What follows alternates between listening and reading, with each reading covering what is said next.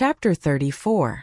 Li Yundong could see the obvious rejection and hostility on this guy's face. It was obvious that this guy didn't want to be his partner. However, Li Yundong's performance at the Taekwondo club had made him fearful. Plus, this was for the sake of the Taekwondo club's reputation.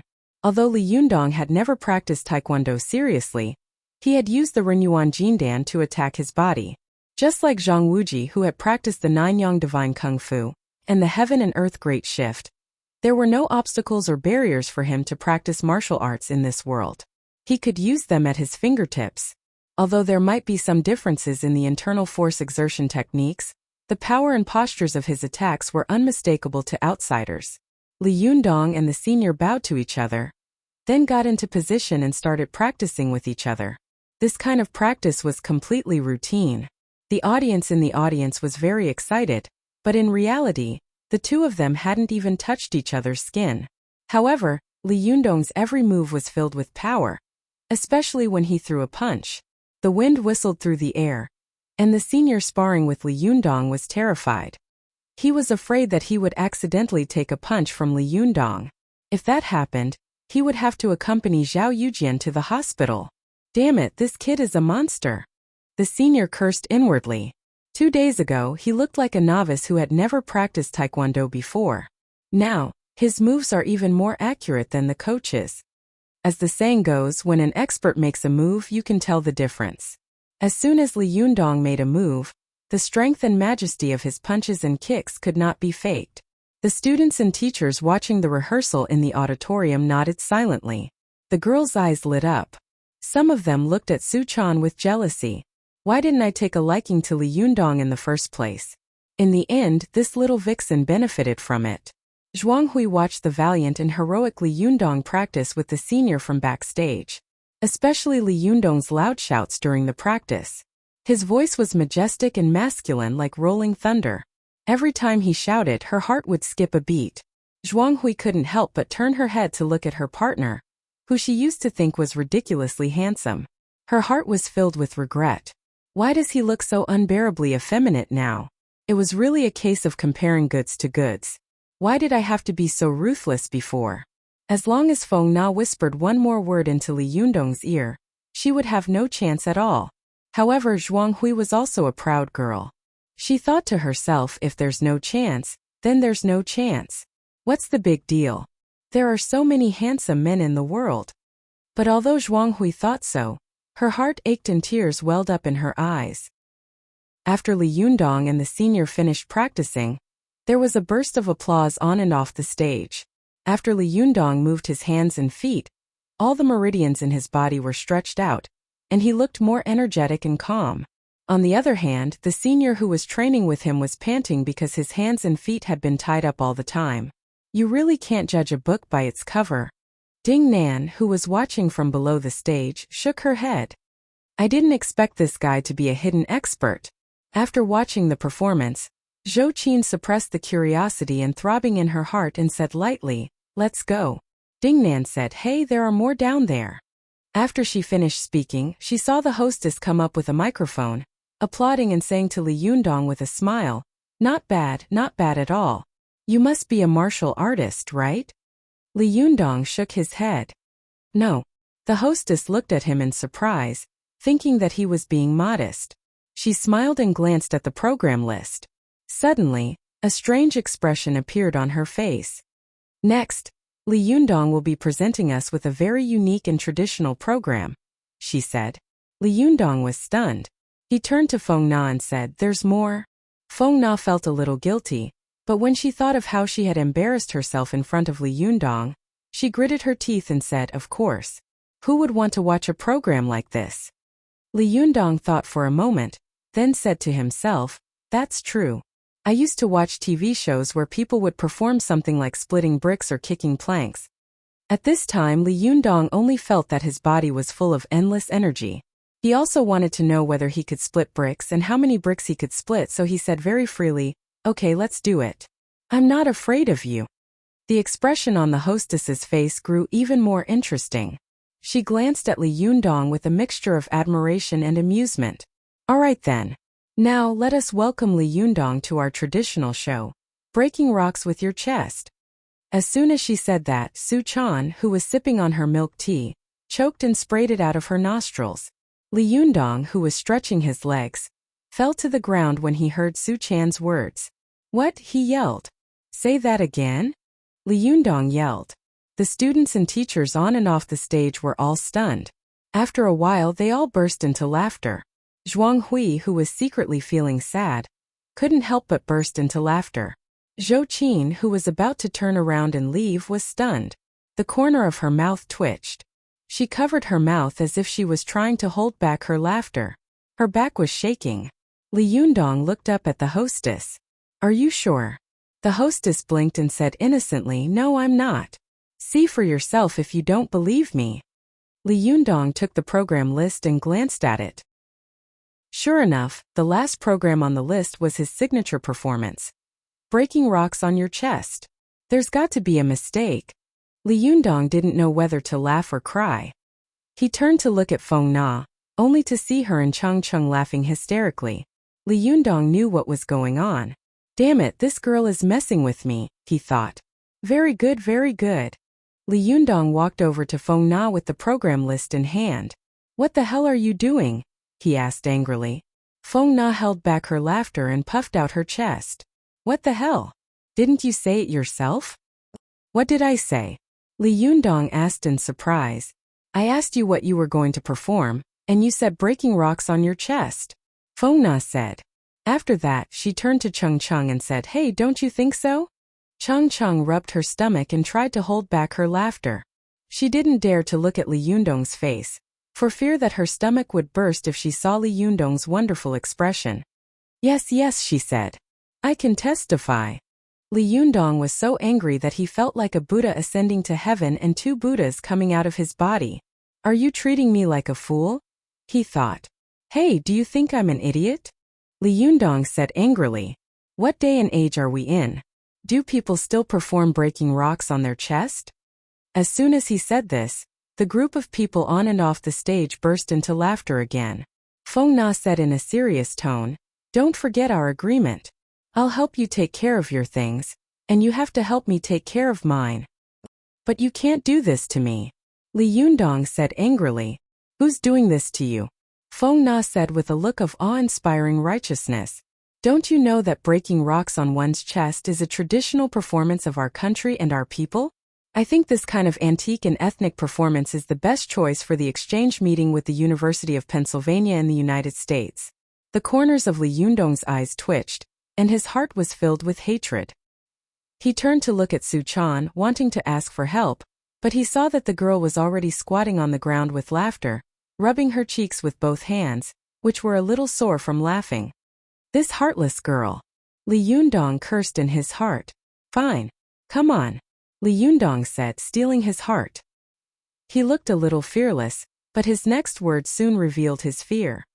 But I didn't agree to play the role of the person with the big rock on his chest. Feng Na saw that Li Yundong was going to go back on his word, so she simply said, Fine. I'll play the part of the sledgehammer anyway. Do you want to play the stone slab or the sledgehammer? It's your choice. The students in the audience, who were eager to see the world in chaos, laughed so hard that they almost died. Li Yundong felt so depressed that he wanted to vomit blood. He began to regret his rude attitude toward this senior back in the classroom. Damn it! Who said that only women and despicable people are hard to deal with? Was it Mr. Confucius? Mr. Confucius, I worship you. What you said was too goddamn right. Women should never be offended, especially beautiful women. Li Yundong had learned a profound lesson from this incident. He decided to surrender. Fine. You win. I'll play the part of the person with the stone slab on his chest. That's right. Feng Na said proudly. Li Yundong steeled his heart and shouted, Bring the hammer over here. I don't believe you've prepared a hammer for me. Feng Na laughed and said to Cheng Cheng, Go get the hammer. Cheng Cheng rubbed her stomach with one hand and her cheeks with the other. She jogged to the backstage, then dragged a big iron hammer with both hands, making a clanging sound as she walked over. The audience burst into laughter when they saw Cheng Cheng dragging the hammer out.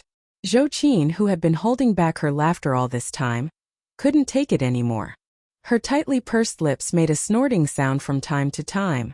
Ding Nan, who was sitting beside her, was laughing so hard that she almost looked human. Sometimes she would punch the seat, and sometimes she would put her finger to her mouth and whistle. Li Yundong stared at the hammer Chung Chung had dragged out. "Damn it," he said in surprise. "You're so cruel. Which construction site did you steal this hammer from? It's so big." Feng Na squatted down on the stage. "Nonsense. I went to a hardware store to buy it." Li Yundong gave her a thumbs up. "Good. Very good. Very good. What about the stone?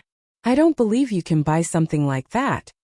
Feng Na tried to hold back her laughter and snapped her fingers at Chung Chung. "Buy it? It's everywhere. Just pick it up."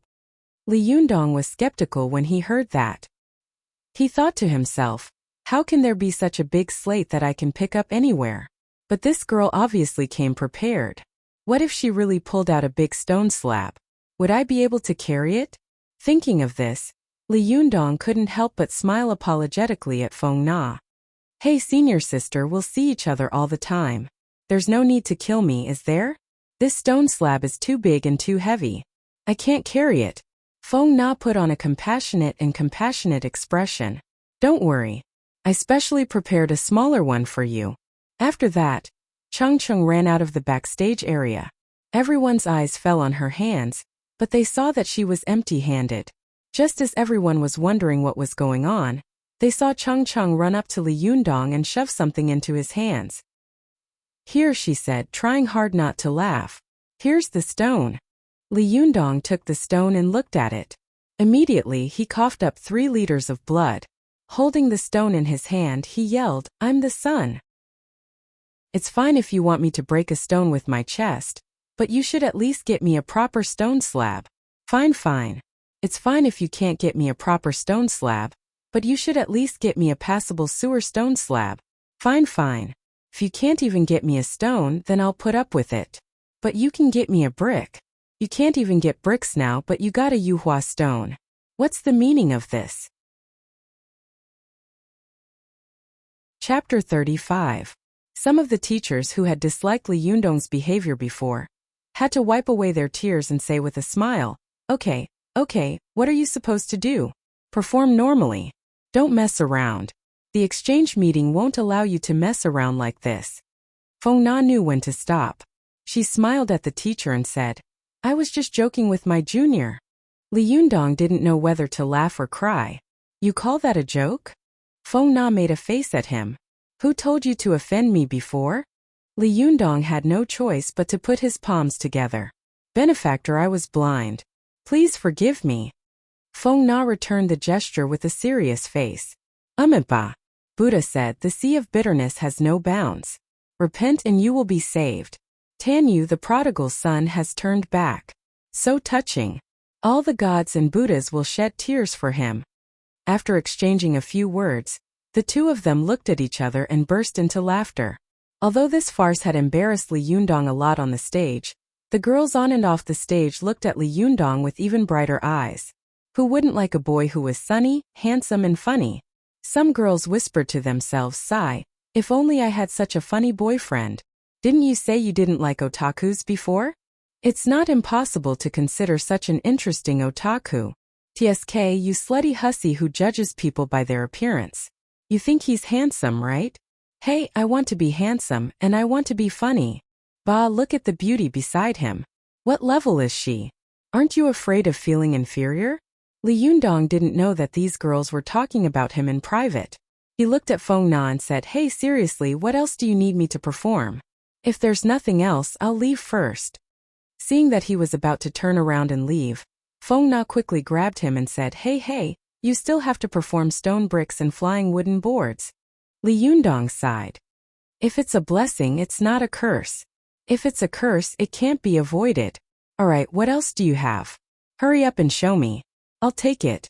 Feng Na smiled. "No, that's all. Do you think you still want to challenge the Shaolin 18 bronze men?" Li Yundong laughed. "The 18 bronze men? You really know how to joke.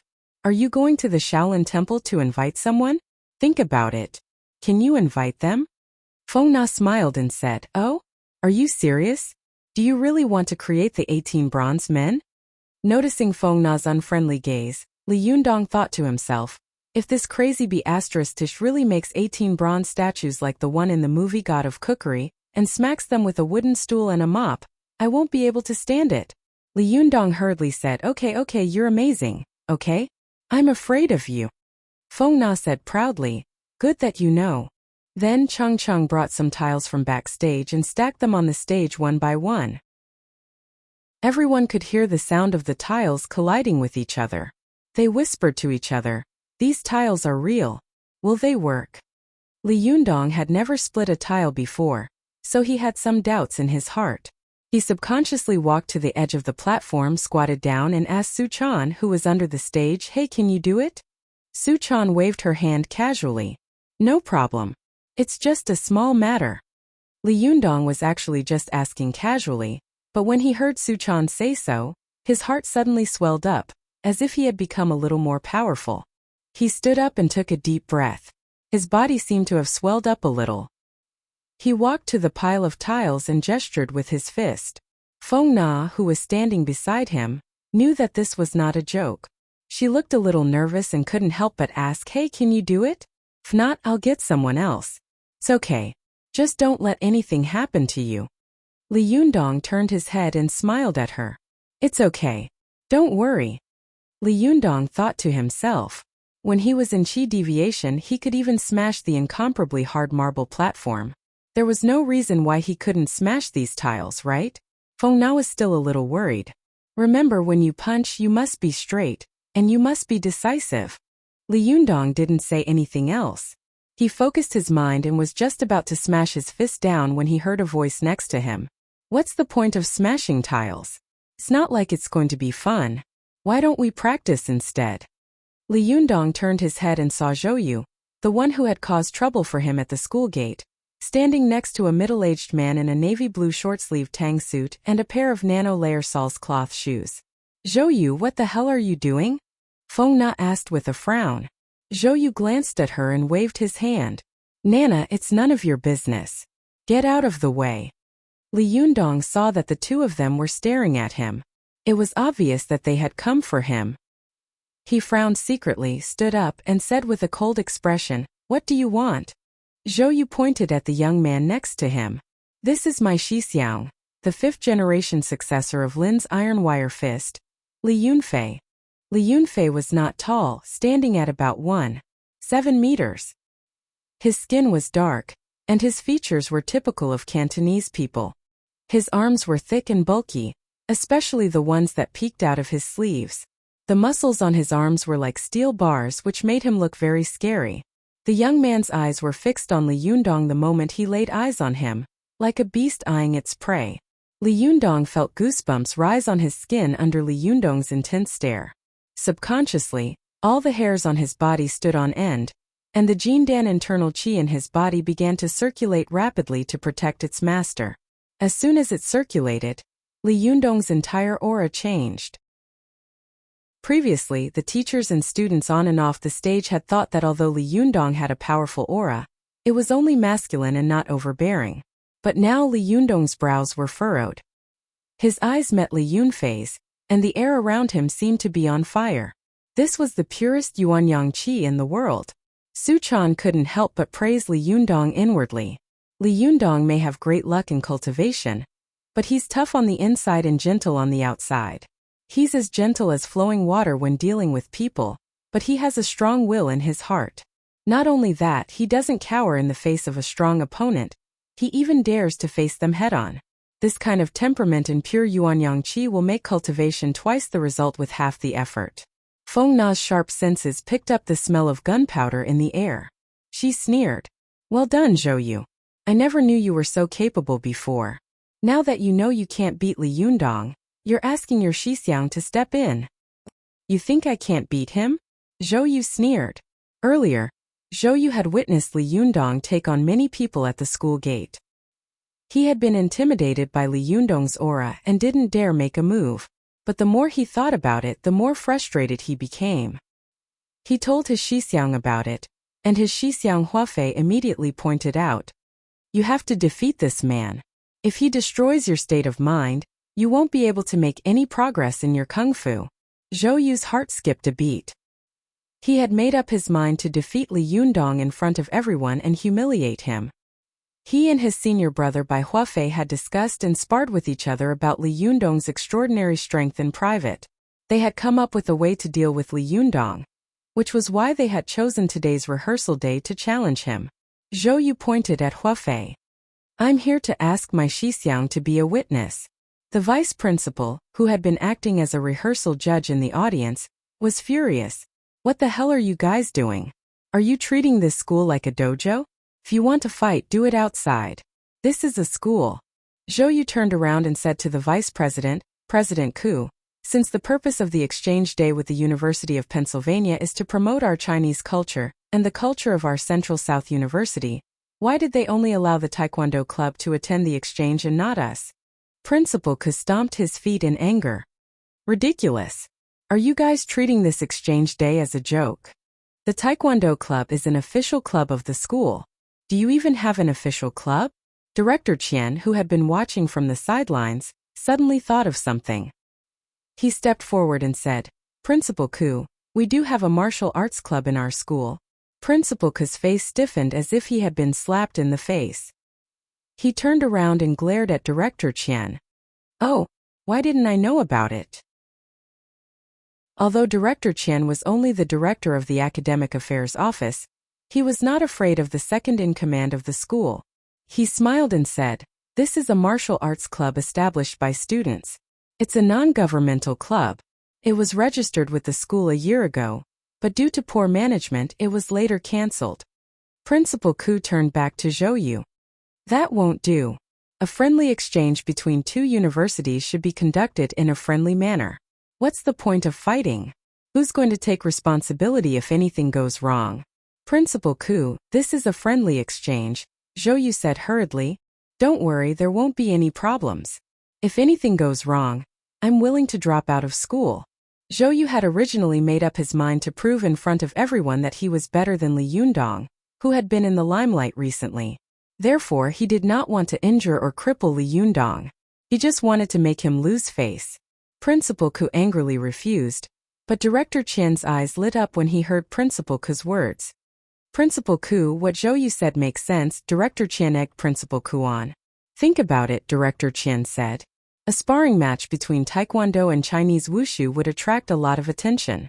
Besides, they are both adults and martial arts practitioners. I'm sure they would pay attention to their punches and kicks. Principal Ku stared at Director Qian. You make it sound good, but if anything goes wrong, who's going to take responsibility? You or me? Director Qian smiled and said slyly, What are you worried about?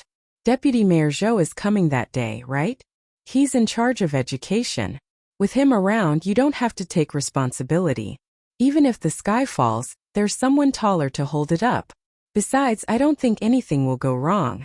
But if you can get a good review from the higher-ups, you'll be in a good position, won't you? Principal Ku's heart skipped a beat, and he looked at Director Qian with a meaningful look in his eyes. He turned to look at Zhou Yu. Can you guarantee it? Zhou Yu was overjoyed when he saw that Principal Ku had agreed to it. If the principal had not agreed to it today, he would have fought with Li Yundong on the spot. But if the principal agreed, then it would be even better. He would humiliate Li Yundong in front of the whole school. Of course I can guarantee it, Principal Ku, Zhou Yu said with a smug smile. He turned to Li Yundong. I believe you. Junior and I will make friends through martial arts. Am I right, Li Yundong? Li Yundong's eyes were fixed on Huang Yifei. He didn't even look at Zhou Yu, who was jumping up and down. Let your senior come, Li Yundong said coolly. You're no match for him. Since we're going to make friends through martial arts in front of our foreign friends, we should at least be on par with each other. If we settle this in 2 or 3 moves, we'll be a laughingstock to our foreign friends. This sentence was no less than a heavy slap to Zhou Yu's face. Ha! Feng Na, who had been sulking all this while, burst into laughter.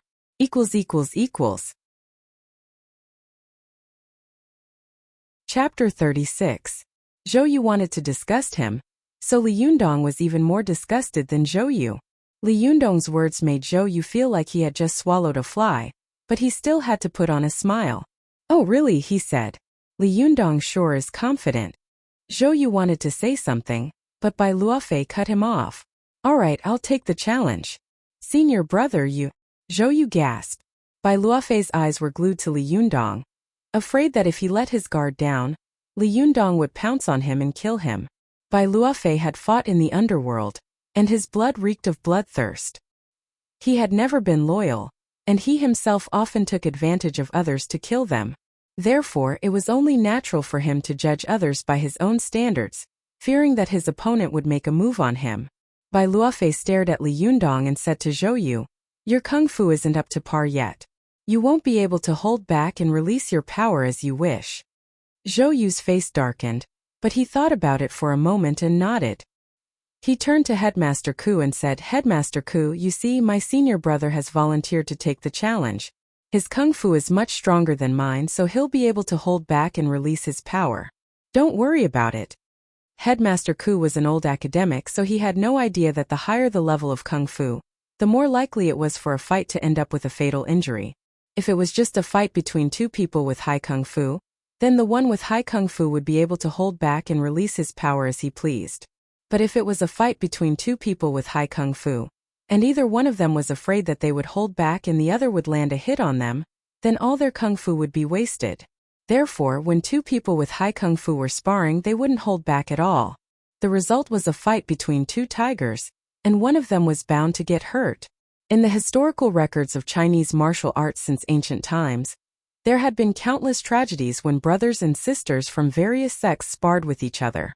Li Yundong wasn't a kung fu practitioner, so it was only natural that he would be clueless about it. Su Chan, on the other hand, knew that Li Yundong wouldn't be able to defeat these kung fu practitioners, even if he couldn't defeat them with his Jindan. That was why she wasn't worried at all. Su Chan, on the other hand, knew that even if Li Yundong couldn't defeat these kung fu practitioners, he would still be invincible thanks to his Jindan. Although the other girls like Feng Na and Zhou Qin had practiced taekwondo before, they only practiced fancy but impractical moves.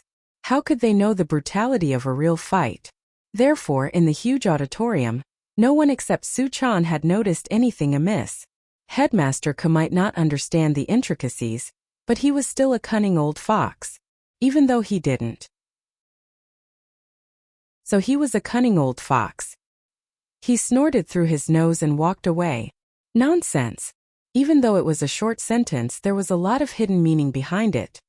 His attitude might seem like a tacit agreement, but if something really did happen, his words could be used as a footnote. I said it's nonsense. He clearly doesn't agree to it.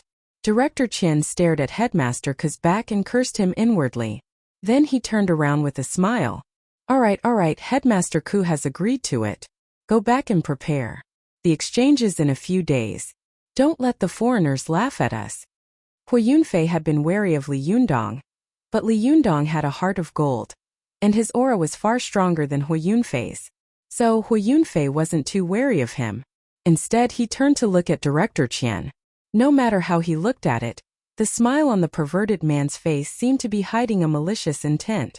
Most of the students in Deshui were innocent and naive, so they didn't know about the intrigue and ulterior motives involved. But they didn't mind the drama. Their faces were flushed with excitement, and they whispered to each other, "Hey, this is going to be fun. Who do you think will win?" Of course, Li Yundong. Zhou Qin and Ding Nan, on the other hand, noticed that something was amiss. One of them had grown up in a family of officials, so it was only natural for her to have a good understanding of the people in the ghost realm. The other one, on the other hand, was born smart and good at reading people's expressions. Why do I get the feeling that Director Chen is up to no good? Ding Nan said to Zhou Qin. Zhou Qin's brows were slightly furrowed, but she didn't say anything. What was supposed to be a hilarious farce had turned into a bloody drama of intrigue and intrigue. Let's go, Zhou Qin said coolly as she turned around.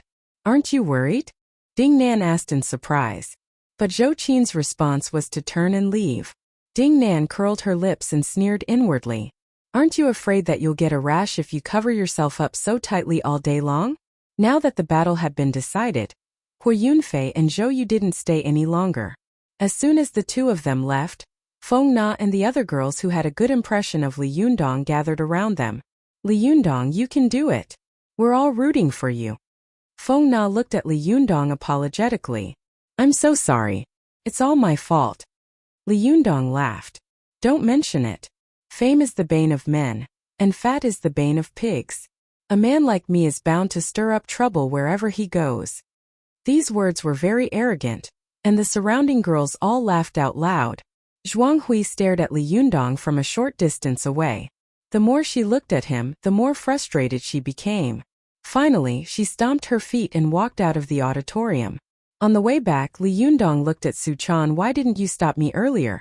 He asked. Why would I stop you? Su Chan asked in confusion. Li Yundong sighed.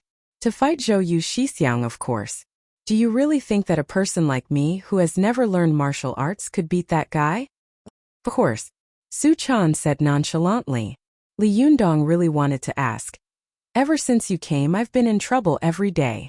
And why did I change so much all of a sudden? But Li Yundong swallowed the question. He thought about it for a moment, then decided that it would be better to wait until the exchange was over. If it was a blessing, it wouldn't be a curse. If it was a curse, he couldn't avoid it. Forget it. I'll think about it later, Li Yundong said. Even though the rehearsal was over, Li Yundong still had to attend his classes.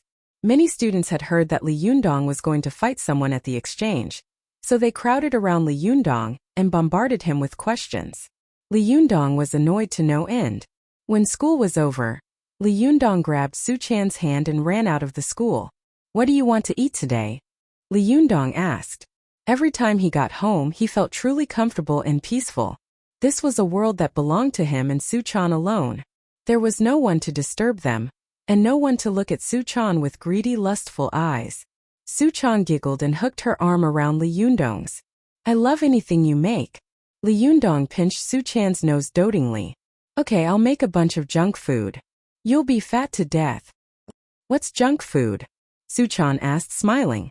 Li Yundong thought for a moment, then said, like the fried food we had at McDonald's last time. That's junk food. Su Chan's lips curled up into a smile. Wow, I thought you were a good guy. Who knew you'd bring me to eat junk food? Li Yundong burst into laughter. Who was the one who had such a good time eating junk food? How dare you bring it up? No, Su Chan said coquettishly. I'm mad at you for giving me junk food. Li Yundong thought for a moment, then rolled up his sleeves. Okay, I'm going to make you a real feast today. You wait at home. I'm going to go buy some groceries. Su Chan's saliva nearly dripped onto the floor when she heard that Li Yundong was going to make her a feast. Normal food is already so good, so what if it's a feast? Su Chan giggled. She hooked her arm around Li Yundong's and pouted. Don't leave me behind. I'm coming with you. Li Yundong stared at Su Chan's arm. His heart was pounding. Su Chan and I are really getting closer and closer. Are we living together now? What kind of relationship do we have with each other? The two of them left the house and went to the supermarket to buy groceries. After that, they returned home with their bags of groceries. Li Yundong put on his apron and busied himself in the kitchen while Su Chan stared at him from the sidelines. Su Chan wanted to help, but there was nothing she could do. When Li Yundong asked her to get soy sauce, she got vinegar.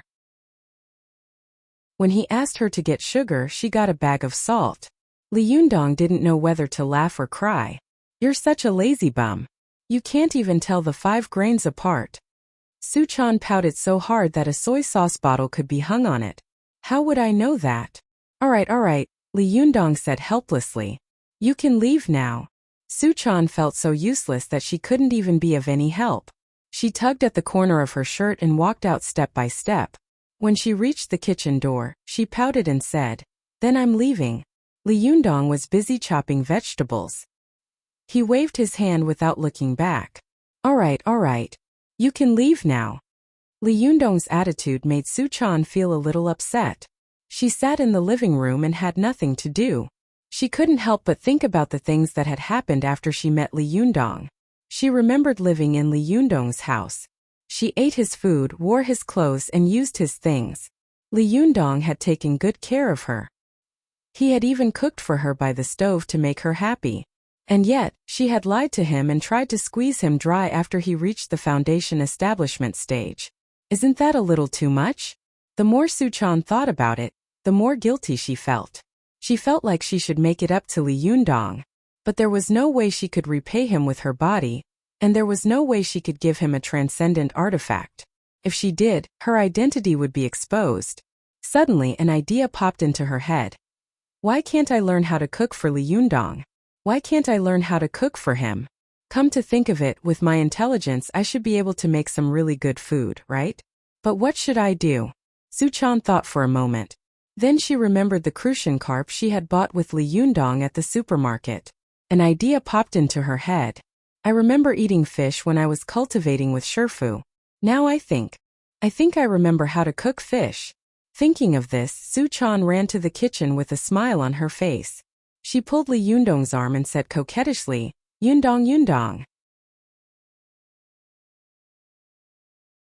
Chapter 37. Why do you want to cook all of a sudden? Li Yundong asked curiously. Su-chan's voice was so sweet that it made Li Yundong feel weak from head to toe. I just want to cook. Just let me. Li Yundong chuckled. What? Do you feel bad seeing me busy around here? Seeing that Li Yundong was so considerate, Su-chan quickly nodded her head like a chick pecking at rice. Her watery eyes were wide open, full of expectation. Li Yundong brought his face closer to hers. If you feel bad, just give me a kiss, he said with a smile. Forget about cooking. There's too much smoke in here. I don't want to ruin your skin. Su-chan shook Li Yundong's hand. No. I want to cook a dish. All right. Don't shake me. What do you want to cook? Egg fried rice? Egg fried rice? Egg fried eggs? You're not going to cook egg fried rice, are you? You're the one who's going to cook egg fried rice. Su-chan huffed. Li Yundong chuckled. There's no skill involved in cooking. It's easy for you to learn. Su-chan was a little upset. I know how to cook. You're underestimating me. Li Yundong saw that the girl was unhappy, so he quickly coaxed, fine, you know how to cook. What do you want to cook? Su-chan's anger turned to joy. I want to cook braised crucian carp. Li Yundong was a little surprised. Oh, I really did underestimate you. You know how to cook braised crucian carp? Su-chan nodded proudly, as if she had already cooked the most delicious dish in the world. Of course. Who do you think you are? Li Yundong looked at Su-chan amused. He took out the crucian carp from the fridge and said, all right. Let's see what a great chef can do. Su-chan rolled up her sleeves. I'm going to let you broaden your horizons today. Then she picked up the knife and glared at Li Yundong as if she had seen her mortal enemy. Then with a shout, she chopped the crucian carp on the chopping board horizontally. With a clang, the fish was chopped into 2 halves. Li Yundong didn't know whether to laugh or cry. Who cuts a fish like that? Could it be roasted fish? Li Yundong pressed his forehead and said, My little lady, this method of cutting carps is very rare. Su-chan turned around and made a face at him. Shush! My hand just shook. Li Yundong chuckled dryly. All right. Just a little bit. Don't shake your hands again later. Su-chan raised the kitchen knife in her hand and threatened him fiercely. Say it again. Say it again. Li Yundong quickly raised his hands. I'll shut up. Su-chan returned to the court with a snort. That's more like it. After saying that, she gestured with the blade of her knife at the carp that had been cut in half and chopped it again. This time the saber chopped vertically, splitting the head and the tail into 2. He grimaced as he watched. Just as he was about to speak, the chopping board under the fish suddenly fell to the ground with a clang. It had been split into several pieces by Su-chan. Hua! Li Yundong sucked in a breath of cold air. He picked up the chopping board from the floor and gave Su-chan a thumbs up. Great knife skills, heroine. Su-chan's cheeks were a little red. I was a little nervous with you standing here, so I used a little more strength. Li Yundong retreated to the kitchen door. I'll stand here, okay? Su-chan was trying to recall the last time she and her master had cooked fish together. She couldn't help but feel a little flustered. Shush, she said. Li Yundong shut his mouth, but when he saw Su-chan running around in front of the stove like a headless fly, he didn't know what she wanted to do. He couldn't help but say, Stop running around. My head is dizzy because of you. Where did you hide the salt? Su-chan said angrily. Li Yundong smiled bitterly. In the shelf on your right. Hey, that's pepper powder. Hey, that's chili powder. Can't you tell the difference between red and white? Are you colorblind? Come on, is it that hard to find salt? Li Yundong couldn't stand it anymore. He walked over to Su Chan and took the salt jar. Su Chan took the salt shaker from his hand, but she felt a little embarrassed by his nagging. She turned around, pouted, and shoved him back, all the way to the door. She stood against the wall. Stay here, she said. Don't go any further, Li Yundong said. Then she stormed back into the kitchen, then back out again. She put her hands on her hips and yelled, and don't talk. Li Yundong shook his head and smiled bitterly. This girl sure has a strong ego. He leaned against the wall and watched Su Chan walk around the kitchen for a while, then start to scratch her ears and cheeks and jump up and down again. He had no idea why she was so worried. After a while, Su Chan couldn't stand it anymore. She rushed out and stomped her feet. Hey, you see I'm in trouble? Why don't you help me? Li Yundong didn't know whether to laugh or cry. You told me not to talk. You can talk now, Su Chan said. Li Yundong resisted the urge to laugh. Fine, he said. What can you do in there that you can't handle? Su Chan's cheeks turned red. How do I start a fire? She asked shyly. Li Yundong burst out laughing and reached out to ruffle Su Chan's hair. Su Chan yelped and jumped away, covering her head with her hands. She bared her teeth at Li Yundong. You're so annoying, she said. Li Yundong took Su Chan's hand with a smile and led her to the gas stove. He flicked the switch and pointed at the automatically lit fire. Do you see that? He said. You know how to use it, right? Su Chan's eyes widened. She stared at the blue flame on the gas stove. She was surprised and curious, as if she couldn't understand how a fire could be made out of thin air. When Su Chan came back to her senses, she looked to the side and saw Li Yundong standing there with a smile on his face. There was a hint of mockery in his eyes. She blushed and pushed Li Yundong out again. This time she pushed him into the living room. Wait here, she said. I won't let you in until I'm done cooking. Li Yundong shook his head and smiled. He watched Su Chan rush into the kitchen. Then he heard a bang. Su Chan slammed the door shut. He was bored in the living room, so he turned on the TV. He realized that even though he had thrown away the broken TV, he hadn't bought a new one yet. Li Yundong said to himself. I need to buy a new TV tonight. Otherwise, the landlord will come and see me. After making sure that the kitchen door was closed, Su Chan walked over to the gas stove, which was still burning. She waved her hand at the burning coal, and with a whoosh the flame jumped into her palm. Su Chan played with the blue flame for a while. Then she lost interest. I thought it was a powerful flame, but it's so lame. It's nothing compared to the Samadhi true fire. Su Chan crushed the leaping flames in her palm and continued to torment the Crucian carp. However, she did not notice that the switch on the gas stove was still turned on, and the gas was still silently spilling out. Li Yundong, who was in the living room, had no idea what was going on. He had just laid down on the carpet and was about to take a break when he heard a knock on the door. He got up immediately. Who is it? Li Yundong was surprised. He didn't have many friends on campus, and he hadn't even stayed in the dormitory for a day during his first year of university. Basically, no one knew that he lived here. Who would be looking for me at this time? Li Yundong looked through the peephole, and he almost fainted. A fat, big-eared woman was standing outside the door. She looked impatient and unscrupulous. It was the landlord. You can't talk about people in the day, but you can't talk about ghosts at night. Li Yundong looked at the empty TV wall, and then at the bowl-sized hole in the roof. He broke out in a cold sweat. He wanted to pretend that there was no one inside, but he saw through the peephole that the landlord had taken out her key and was about to open the door after knocking for a while. Li Yundong had no choice but to bite the bullet and open the door. As soon as he opened the door, he saw the landlord standing at the door in surprise. Who are you? She asked in a high-pitched voice. Li Yundong smiled. Auntie, I'm Li Yundong. The landlord's eyes were full of surprise. She looked Li Yundong up and down from head to toe.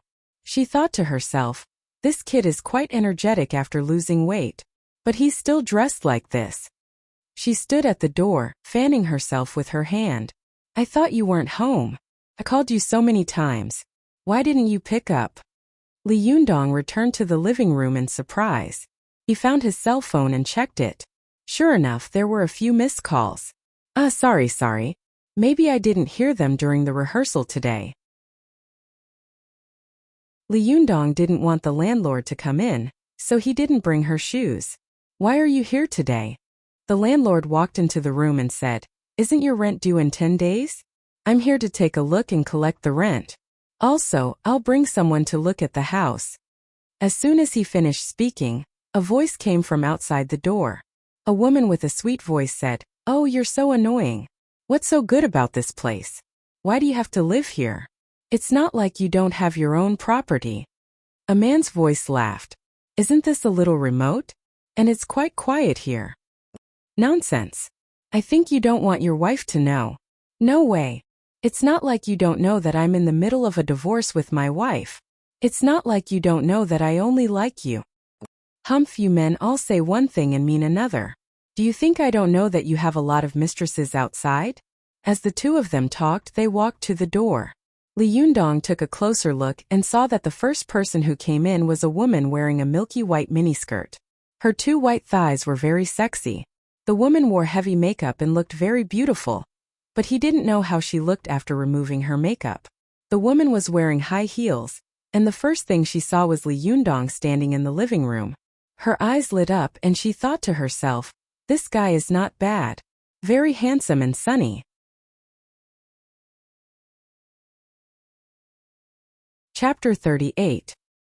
He saw that the woman beside him couldn't help but look at Li Yundong. Her eyes were full of curiosity, like a white-boned demon that had seen Tang Seng's flesh and couldn't wait to eat it. The man was unhappy. He deliberately stood in front of the woman carelessly and put his arms around the woman's waist. He looked around as if he was showing off and began to pick at the mulberry tree and the locust tree. This house is not good. It's very shabby. The landlord next to him obviously regarded this man as her big financial backer and was ready to take advantage of him. She smiled apologetically and said, Oh, Boss Jung, you can't say that.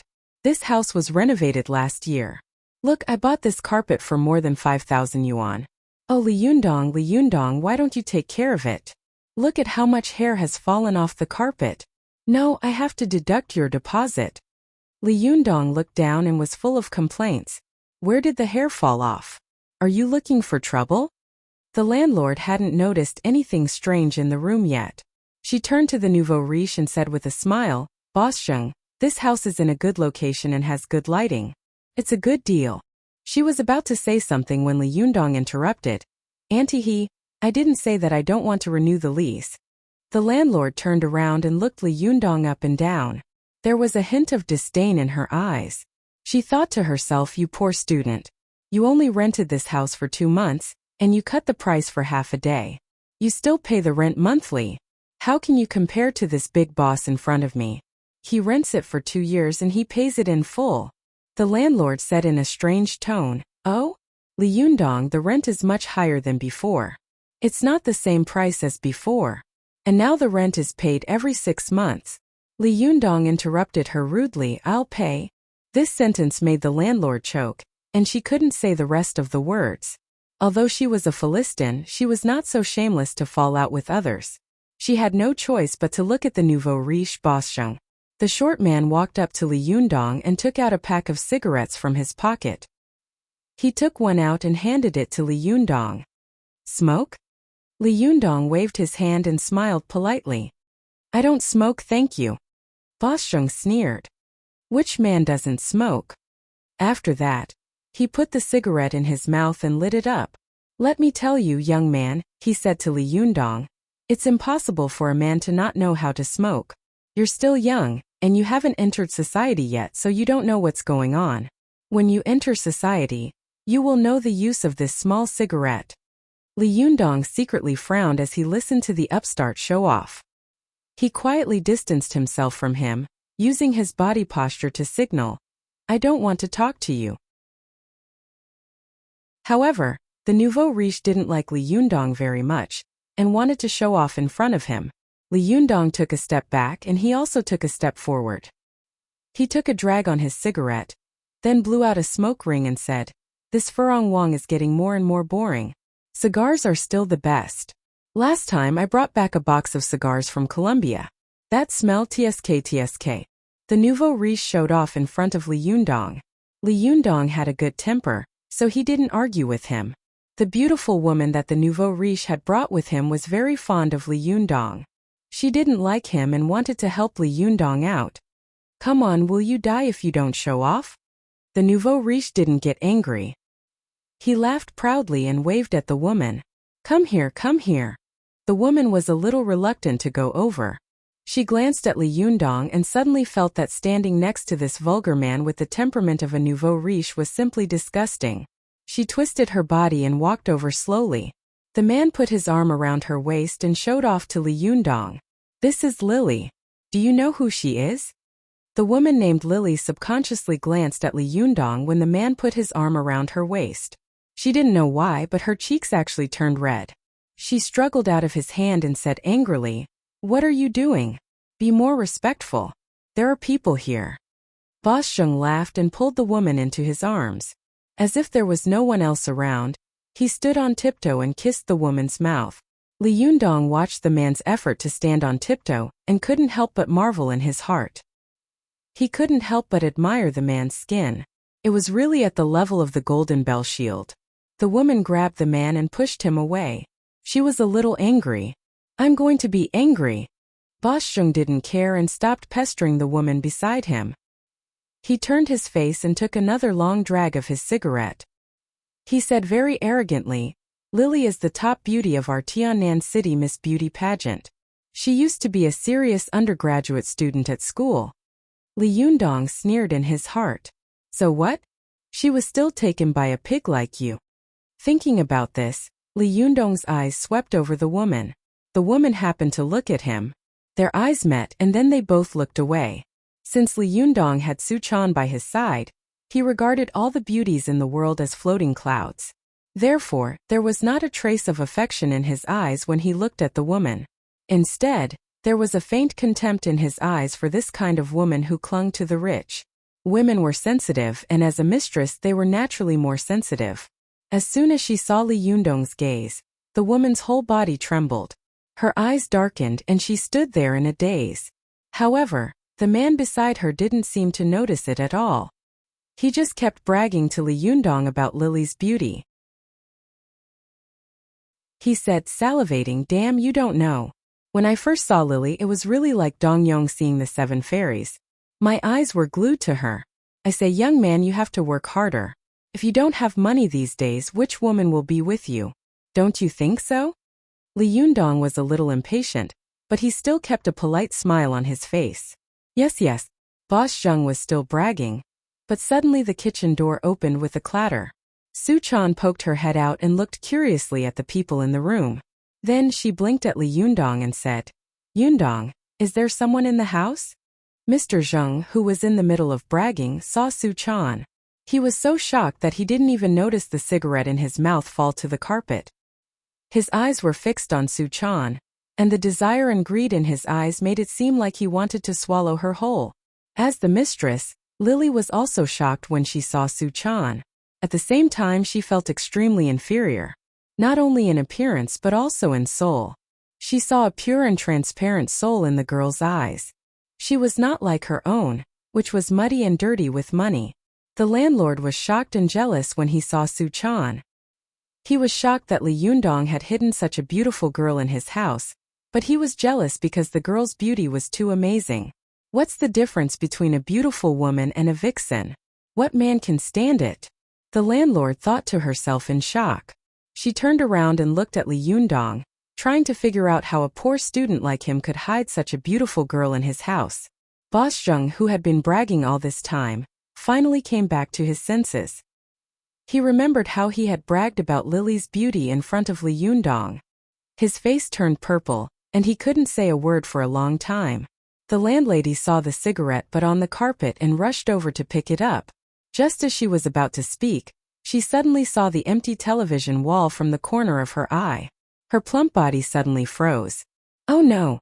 Li Yundong thought to himself, then immediately covered his ears. The landlord let out a scream of over 200 decibels.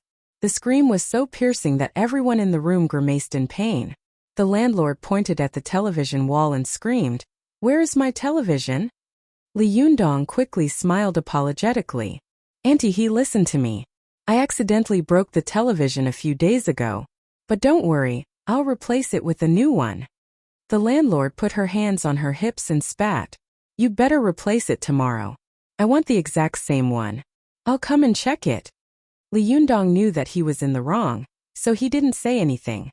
He just nodded. Yes, yes, yes, yes. But the landlord suddenly realized that something was wrong. She looked around the room to see if there was anything else wrong. When she looked up, she let out another scream of over 200 decibels. "Where's the chandelier? Where's the chandelier?" Li Yundong smiled bitterly. "The chandelier fell down 2 days ago. But don't worry, I'll fix it. It'll be the same as before." The landlord was so angry that her fat body trembled. "I'm not renting this house to you anymore." Boss Zheng, who had finally found an opportunity to discuss Li Yundong, immediately said, "I'll rent it. I'll pay you the rent right now." As he spoke, he pulled open his waist bag, revealing a large stack of brightly colored banknotes. Lily couldn't stand it anymore. She frowned and said, "I don't want to live here anymore." Then she rushed out of the door. Su Chan stared at the scene in front of her in a daze. "What happened?" she asked in confusion. Li Yundong was afraid that she would say something inappropriate, so he quickly waved at her and said, "Go do your thing. It's none of your business."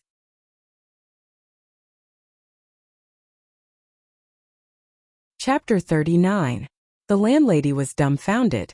She had thought that she would be able to blackmail a rich man, but now her plan was ruined. "Thank goodness I'm a smooth talker. I didn't offend this guy completely." The landlady patted her chest and glanced at Li Yundong. But what she had said just now was a bit of a no-no. She could only keep a straight face and look around the room.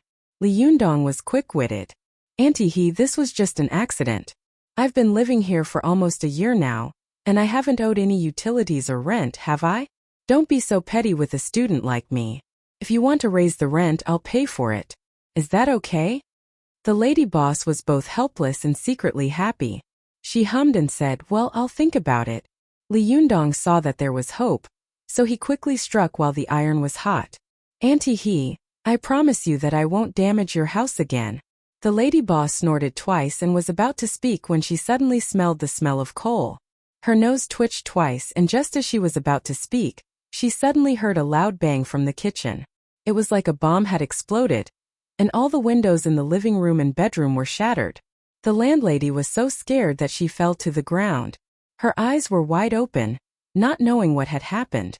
Li Yundong ran toward the kitchen like a madman. "Su Chan," he yelled. He rushed to the kitchen and saw that only the frame of the glass door was left. Su Chan was standing in the kitchen with her back to him. He had no idea what had happened to her. Ignoring the shattered glass on the door frame, he covered his head with his hands and rushed in. Then, he grabbed Su Chan's arms and turned her around. "Are you all right? Where did you hurt yourself?" he asked in a loud voice. "Are you all right? Where did you get hurt?" Su Chan's eyes widened. Su Chan's face was dark. She didn't look like she was hurt. She just stared blankly at Li Yundong. Li Yundong felt like his soul had left his body. He couldn't imagine what would happen to him if something happened to Su Chan. "Say something, Su Chan. Don't scare me like that." Li Yundong pinched Su Chan's philtrum with his fingers. Su Chan's body suddenly shivered when Li Yundong pinched her. Her eyes widened as she shouted, "What kind of powerful magical weapon is that? You scared me." Li Yundong felt that he must have heard wrong. He asked with a strange expression, What did you say?" Su Chan pointed at the gas stove, which had been blown to smithereens, and said with hostility and vigilance, "I touched this just now, and it exploded. You scared me to death. Could it be the Maoshan sect's Fire Yang talisman and Thunder Explosion talisman?" Li Yundong didn't know whether to laugh or cry. So it was a gas explosion. Did this girl watch too many TV dramas? Li Yundong looked her up and down, still worried. "Are you sure you're not hurt?" Su Chan snorted and said arrogantly, "What can a powerful magical weapon like this do to me?" Li Yundong saw that she was unscathed. The kitchen was in a mess, but she wasn't hurt at all, so he felt relieved. Hearing the little girl still talking nonsense, he immediately knocked her on the forehead. "Are you still talking nonsense? Are you making sarcastic remarks?" As soon as he finished speaking, he saw the landlady standing in the doorway, staring blankly at the scene. The kitchen in front of the lady boss was a complete mess. It was too horrible to look at. The windows in the kitchen had been blown off, and there was a big hole in the gas stove. The fridge and the walls were all covered in blackened mess. The lady boss fell to the ground on her buttocks. With tears and snot streaming down her face, she shouted to the sky, "Oh my God, you two brats! Look at what you've done to my house. What do you want me to do?" Su Chan glanced at the landlady, then at Li Yundong. "What happened to her?" she asked in confusion. "Did someone die in her house?" Su Chan pointed a finger at the landlady. "Hey, what are you crying for? It's not like this house belongs to you." The landlady's fat jiggled like a mountain when she heard that. "If it's not mine, then it's yours, you little vixen. Can you afford to pay for what you've done to my house? Is this really her house?" Su Chan asked meekly. She turned to Li Yundong with a skeptical look. "Is this really her house?" Li Yundong poked her forehead in annoyance. "You're such an idiot," he said. "Shut up and stand aside. Don't talk." Su Chan realized that she had caused trouble again. "Wait, why did I say again? How many times have I caused trouble already?" Su Chan lowered her head, fidgeting with the hem of her shirt. She looked up at the kitchen, which looked like it had been bombed. She felt a little wronged. "But how can you blame me for this? There were traps and magical weapons in the house, and they were caught off guard." Su Chan stood behind Li Yundong, too timid to speak.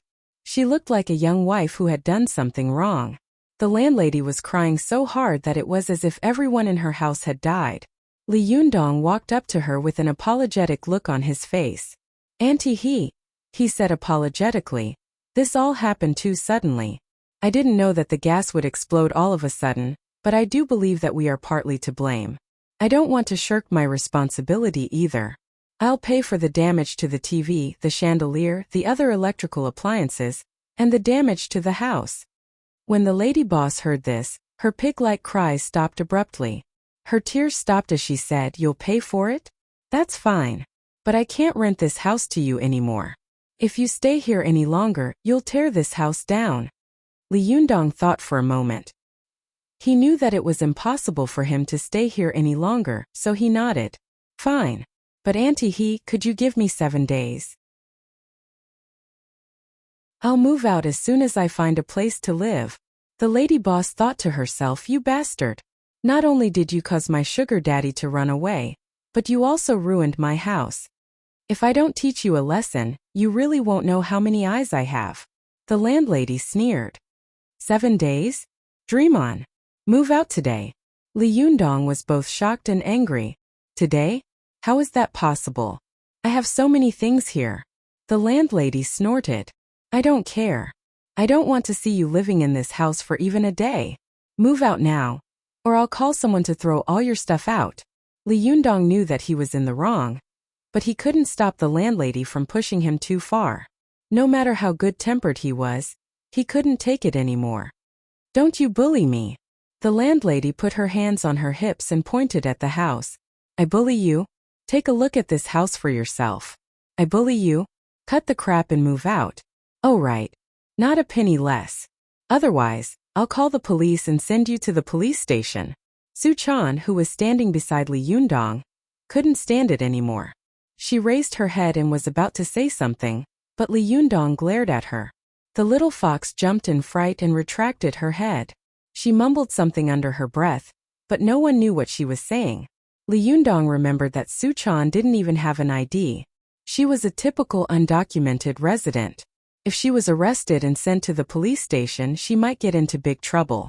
So he swallowed his anger and said, "Auntie can you at least give me some time to relax? Where am I supposed to find a place to live now?" The landlady sneered.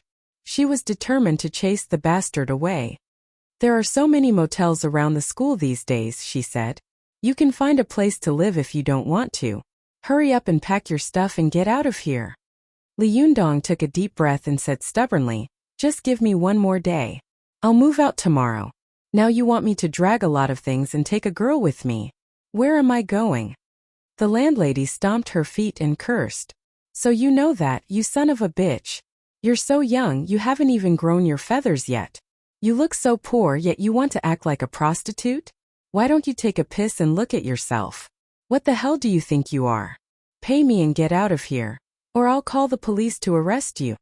The fire in Li Yundong's chest suddenly rose. He was furious. He raised his fist and clenched his fingers so hard that they creaked. He wished he could punch the lady boss into meat paste. Seeing Li Yundong's expression, the lady boss rushed out of the room and sat down in the hallway of the building, crying, "Murder! Murder! This guy messed up my house, and now he wants to kill me to shut me up." Li Yundong said, "Murder? Come and take a look. There's no justice in this world anymore." By then, all the neighbors had come out to watch the commotion. People from upstairs and downstairs had come out to watch the commotion. They crowded the hallway and pointed at Li Yundong and Suchan. Suchan was angry and sad at the same time. She was angry because the landlady was so aggressive and unreasonable. She was sad because she had caused too much trouble for Li Yundong this time. Li Yundong stood where he was, panting heavily through his nose. His face alternated between blue and white, and his expression was uncertain. After a while, he suppressed the murderous glint in his eyes. He took a deep breath and smiled coldly. "Suchan." "Yeah," Suchan answered in a low voice. "Wait here for me," Li Yundong said, then went into his bedroom and grabbed his bank book. "I'm going to withdraw the money," he said coldly to the landlady. "How much do you want me to pay?" "I'll pay, but don't you dare ask for too much. Otherwise, I'll make sure you suffer even if I have to go to the police." The landlady was a little scared when she saw Li Yundong's expression, but then she remembered that there were so many people in the hallway watching the commotion. She put her hands on her hips and calculated in her mind. Then she held up 5 fingers. 50,000.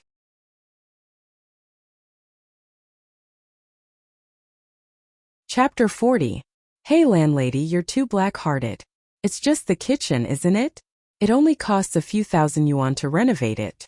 Plus the appliances, it's only about 10,000 yuan. Yeah, he's just a student. Where did he get so much money?" "That's right." The landlady was frightened by Li Yundong. Her voice trembled. "What do you want? Put me down. We can talk about it."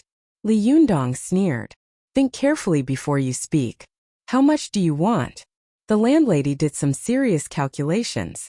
With the TV, the chandelier, the renovation of the roof, and the kitchen, she estimated that it would cost at least 20,000 yuan. It would be a little difficult for the student to come up with such a small amount of money. But if she asked for too much, he would be driven to desperation, and she would lose even more. The landlady gritted her teeth and said, 20,000 yuan, no less. Li Yundong thought it was an acceptable amount. He didn't want to make a big deal out of this, so he put the landlady down and said, "Okay, wait here. I'll go get the money."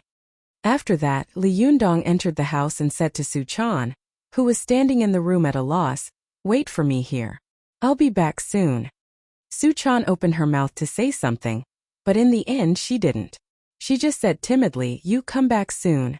Li Yundong nodded at her, took the bank card and went out. Everyone in the hallway was shocked by Suchan's beauty, especially the men, who pretended to look into the room inadvertently. Suchan was annoyed by everyone's stares, so she hid in the bedroom, closed the door tightly, and hid like an ostrich. As soon as she entered the door, she was filled with regret and sadness. Her fingers were twisted together, and tears were about to fall. Why is this happening? Am I going to leave this place in the future? Suchan looked around. The first time she came to the secular world, she had spent her time in this place. Subconsciously, she not only had a strong dependence on Li Yundong, but also a strong attachment to the place where she lived. The thought that she would not be in this place in the future made Suchan's heart feel suffocated.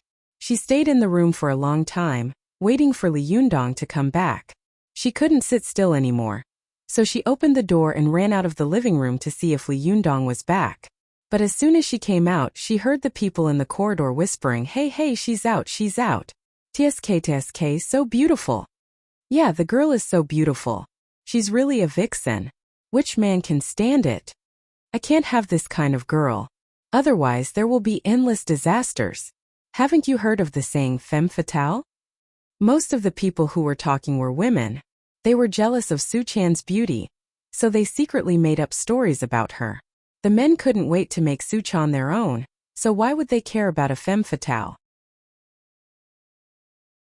However, they pretended to be sanctimonious and couldn't help but agree, yes, yes, it's too flirtatious. I don't dare to take it. I can't control myself. What if I wear a green hat in the future? In the living room, Su-chan felt like she was sitting on pins and needles. She thought, did Li Yundong really leave me here? Will he despise me for causing trouble for him? Su-chan fidgeted anxiously at the thought. Most of the women in the world who weren't good-looking hated those who dressed up coquettishly and seduced men, especially their own men. Even though Su-chan hadn't seduced the landlord's man, the landlady's heart was filled with hatred whenever she saw Su-chan. She hated her youth, hated her beauty, hated her figure, and hated her flirtatious ways. She hated Su-chan's youth, her beauty, her figure, and her flirtatious behavior. The boss gave Su-chan a sideways glance. Don't even think about it. If I were a man, I wouldn't take you with me even if I had to leave. Look at you. You're a troublemaker. Su-chan's eyes were filled with tears. Li Yundong won't do that, she yelled at the boss. The boss laughed. Is that so? Even if he doesn't do it now, he'll do it sooner or later. Anyway, if you want to seduce someone, you should go seduce the rich ones. What's the point of seducing a poor student? What's so great about it? Does it give you a sense of accomplishment? Su-chan was shaking with anger. If she hadn't been afraid of causing more trouble for Li Yundong, she would have killed the fat woman on the spot. Su-chan wiped away her tears and murmured in a low voice. It sounded like she was talking to herself, but it was more like she was trying to cheer herself up. Yundong won't leave me behind. He won't leave me behind. But the more Su-chan thought about it, the more she realized that what these people were saying made sense. She didn't know anything at all. The only thing she knew was cultivation, but it was useless in this world. All she wanted to do was cook for Li Yundong. The more Su-chan thought about it, the more scared she became. She waited in the living room, alone and scared like a lost lamb. Su-chan clenched her fists tightly. Tears threatened to fall at any moment, but every time a tear was about to fall, Su-chan stubbornly sniffled and threw her head back, as if trying to prove something to Su-chan. Just when Su-chan was about to give in, Li Yundong returned with a paper bag in his hand. He waved it in front of the landlord. I'm going in to get a pen and paper. Let's sign a contract. Li Yundong went into his bedroom to look for a pen and paper. As soon as Li Yundong entered the bedroom, Su-chan followed him. As soon as they entered the room, Su-chan threw her arms around him and burst into tears. What's wrong? Li Yundong asked as he wiped away Su-chan's tears for her. What happened? Su-chan sobbed. They said that you don't want me anymore. Li Yundong's face darkened. They've gone too far. I'm fine with them bullying me, but they're bullying you too. This is intolerable. Li Yundong was about to go out and cause trouble, but Su-chan pulled him back. The little fox wiped the tears off her face and sniffled. As she cried, she said, I don't know anything. My mouth is clumsy and my limbs are clumsy. I can't help you with anything, and I only cause trouble and trouble for you. Then Su-chan looked up at him with teary eyes. Will you despise me? She asked. Will you hate me? Li Yundong's gaze softened. He used his hand to gently wipe away the pearl-like tears on Su-chan's round, jade-like face. I'm not that tall or handsome. I don't come from a rich family, and I'm not very capable either.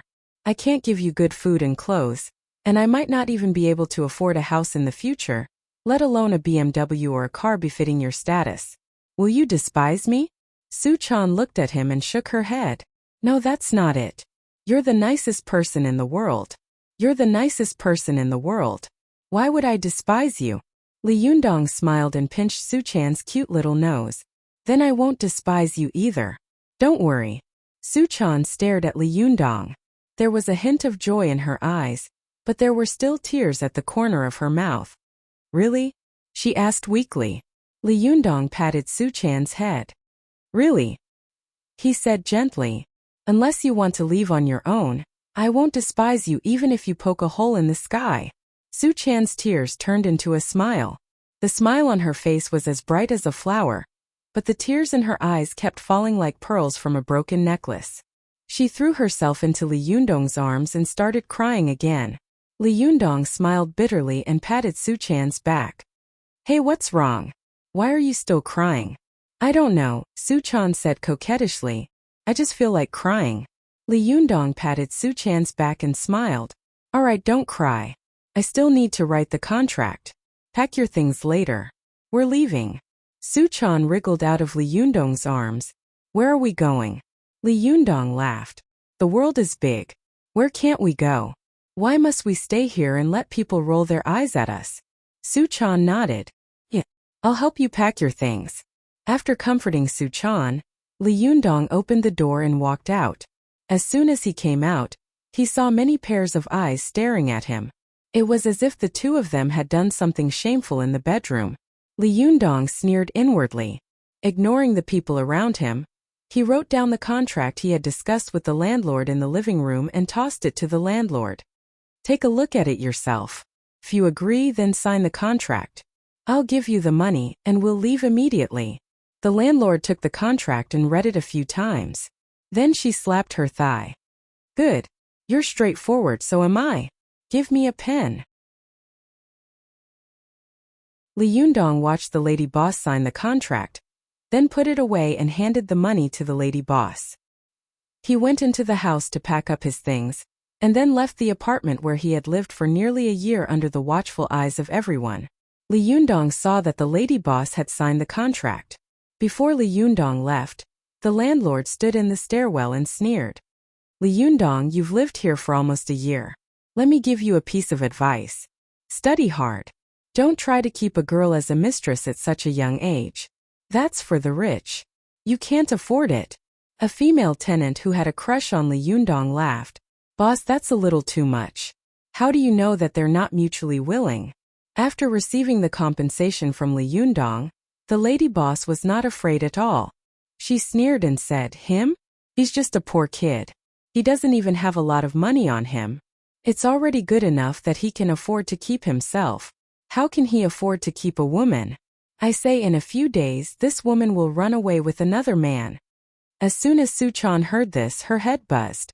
She shouted excitedly as if she had lost control. Li Yundong is the person who treats me the best in the world.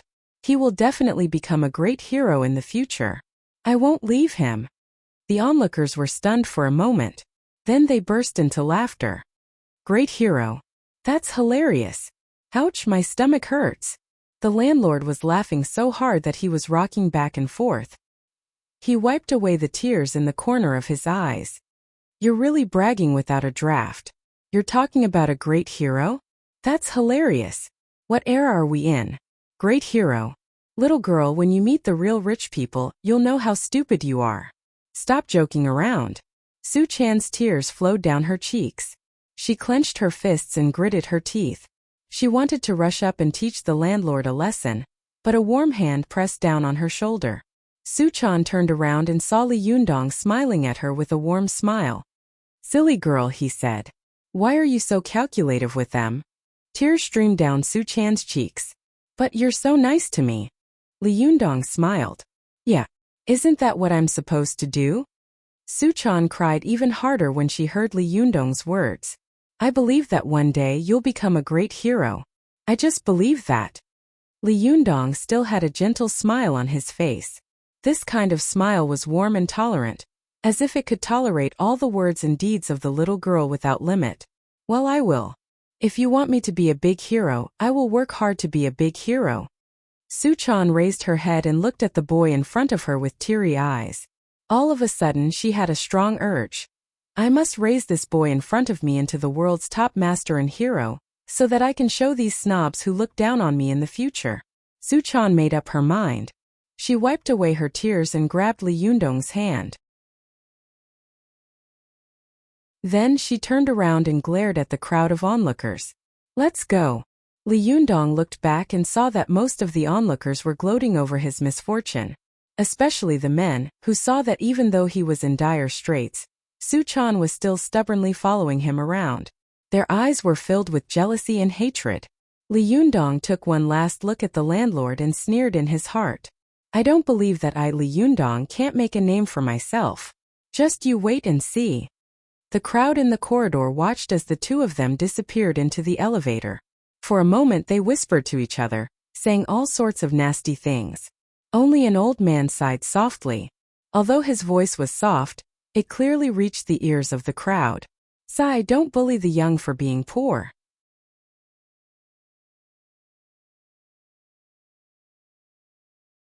Chapter 41. Li Yundong thought for a moment, then said, Let's stay at a hotel near the school for the night. We'll look for a house tomorrow. Oh. She lowered her head and followed him for a few steps. Don't you have class tomorrow? She asked, looking up at him. Li Yundong sighed. Still going to class? Tomorrow is self-study and a small class. Let's not go. Let's settle the house first. Su Chan nodded again and didn't say anything else. When they arrived at the hotel, Li Yundong took out his ID card and handed it to the receptionist at the front desk. The receptionist glanced at Li Yundong in amazement, then at Su Chan in shock. She clicked her tongue and thought to herself, this pair is a perfect match. But isn't this girl a little too pretty? Could she be a movie star? The receptionist looked at Li Yundong's ID card. Then at him. Hello, she said hesitantly. You have to show your ID card here. Li Yundong smiled. This is my ID card. I'm just thinner than before. The waiter's eyes widened. He looked at the old ID card and then looked at the current Li Yundong. The fat boy on the old ID card was not handsome at all, and his eyes were even more lifeless. How could he be like now? His eyes were like electricity, and his whole body was full of vitality. The receptionist looked at Li Yundong's ID card several times before helping him register. How many nights are you staying? Just one night, Li Yundong said. Single room or double room? The receptionist asked. Li Yundong looked back at Su Chan. Su Chan didn't know what was going on. She just blinked at him. Li Yundong even suspected that if he sold this girl, she would still help him count the money, right? Li Yundong wanted to get a single room and sleep with the girl. But after thinking about it, he decided against it. There was still a long way to go. He didn't want this girl to think that he was taking advantage of her. Otherwise, he would lose a lot of money. Let's get a double room, Li Yundong said honestly. The receptionist rolled her eyes. Why are you pretending when you already got a room? Can't you just get a single room? She handed Li Yundong his ID and house number. 205, she said. Insert your card for water and electricity. Li Yundong brought Su Chan into his room and tossed everything on the floor. Then, he threw himself onto the bed and sighed. Well, I guess I'll be homeless tonight. Su Chan also collapsed on the soft bedding, sniffed and said angrily, It doesn't smell as good as before. Li Yundong burst into laughter at the sight of her innocent expression. He crawled over and pinched Su Chan's nose. Idiot, he said. The blankets here change every day. How could there be any smell? Su Chan chuckled and dodged his attack. Then she picked up a pillow and tried to hit him with it. You're so annoying. Don't come near me. You keep pulling my nose. Li Yundong said with a smile, You won't let me, will you? All right, I'll creak you. As he spoke, he used his hands to rub the little fox's waist and armpits. However, the little fox was not very afraid. It just giggled and twisted its body, flapping its hands and feet. Between the two of them, one was a teenager who wasn't even 20 years old, and the other was a girl who didn't know much about the world. Both of them had the temperament of a teenager. Even though they had a bellyful of resentment before, they had now forgotten all about it. Li Yundong and Su Chan fooled around on the bed for a while until they collapsed on the bed, gasping for breath. They stared at each other with wide eyes. All right, Li Yundong said with a smile. Now the two of us depend on each other. He reached out and brushed a lock of hair from Su Chan's forehead. Even though Li Yundong's words sounded bleak, Su Chan's heart was filled with an indescribable sweetness and warmth. She hugged Li Yundong's arm tightly and said in a sweet voice, From today onwards, I won't cause you any more trouble. If you don't let me talk, I won't talk. If you don't want me to do anything, I won't do anything. I'll be a good girl. But you can't abandon me. You can't starve me. You can't leave me all alone. Li Yundong recalled how Su Chan had hugged him and cried her heart out when he came back. She must have been scared out of her wits when he abandoned her. He stroked Su Chan's hair gently. I won't despise you. I won't starve you. I won't abandon you. I definitely won't abandon you. But I'm not going to do anything to you. You can say whatever you want and do whatever you want. I won't stop you. Su Chan's eyes widened. Why? My words always cause trouble for you. I just wanted to do you a favor, but… Su Chan lowered her head. Li Yundong lifted the girl's chin with his fingers, stared at her and said, compared with your appearance, I prefer your straightforwardness and naivety. I like your innocence and cuteness. So, I don't want you to become a yes man just because of what happened today. That's not cute at all. Li Yundong put on a stern face. If you're not cute, he said, I won't like you anymore. The more Su Chan listened to him, the more tears welled up in her eyes. Her heart grew warmer and warmer. When he was done, she pouted and gave Li Yundong a resentful look. Why are you so nice to me? Li Yundong laughed and pinched Su Chan's nose. It's just the two of us now. If I'm not nice to you, who am I supposed to be nice to? Su Chan buried her head in Li Yundong's chest and pounded him with her fists. You're so annoying. You're so annoying. I hate you. I hate you. Why are you so nice to me? Li Yundong smiled bitterly. Is it a sin to be nice to you? Cough cough. Be gentle. You're going to punch my lungs out. What Li Yundong didn't know was that Su Chan had made up her mind to groom Li Yundong into a powerful master because of the landlord and the others' insults. But after she calmed down a little, she couldn't help but regret her decision. After all, if that was the case, the Renyuan Jindan would be completely out of her reach. The Renyuan Jindan was not a common Chinese medicine like the Luwei Dihuang pill that could be bought anywhere. In the Gazao sect of the Southern Taoist external alchemy sect, it could be said to be a divine pill that integrated the creation of heaven and earth and seized the power of the sun and moon. The Gazao sect, which mainly cultivated external alchemy, was good at refining all kinds of elixirs. Among them, the Tianyuan fairy pill, the Diyuan Jindan, and the Renyuan Jindan were the most famous. There was a saying in the cultivation sects. There were no more elixirs below the 3 elixirs. This showed the magic of these 3 elixirs. The refining method of the Tianyuan fairy pill had been lost since the middle of the Ming dynasty. Whether it was Mount Hazao, Mount Longhu, or Mount Mao, no one had heard of anyone refining this pill in the 500 years since Lu Bowen in the early Ming dynasty. Although there were rumors in the cultivation sects that there was another Diyuan Jindan in Mount Hazao, in fact, since LV Chongyang in the Republic of China, no one had seen anyone from the Gazao sect in Mount Hazao become an earthly immortal by relying on the Diyuan Jindan and finally ascend to heaven. Therefore, below the 3 elixirs, only the Renyuan Jindan was a living elixir. The others were all illusory legends. No matter how ordinary a cultivator's talent was, as long as they consumed this elixir, they would be able to become an itinerant immortal after cultivation. For the sake of this elixir, no less than 100 people from all the cultivation sects in the world had died. Little Fox had only been able to escape because her master had lured away those terrifying enemies. Otherwise, with her skills, she would have been smashed to pieces a long time ago. It would be a lie to say that Little Fox did not regret or hesitate to use such an elixir. But just as she was hesitating, Li Yundong's words melted her heart. She found that she could no longer harden her heart to deal with this boy. After crying for a while, the little fox sniffled a little. Not long after, she snuggled up in his arms and fell asleep. Li Yundong couldn't help but be stunned. He pushed the girl's shoulder and said, "Hey, don't sleep like that. You'll catch a cold. Lie down." Little Fox moaned and twisted her body. "It's comfortable to sleep like this. It's warm," she said, moaning as if she were sleep-talking. After that, she curled up and leaned into Li Yundong's arms. Li Yundong didn't know whether to laugh or cry. "Hey, what am I supposed to do with you like this?" Little Fox ignored him. Instead, she shifted her head in a different direction and adjusted her body to a more comfortable position. Then she continued snoring softly. Li Yundong could feel the amazing elasticity and touch of the soft, sexy body of the little girl. My little lady, do you see me as Lu Xiaohui or Lu Xiaochui?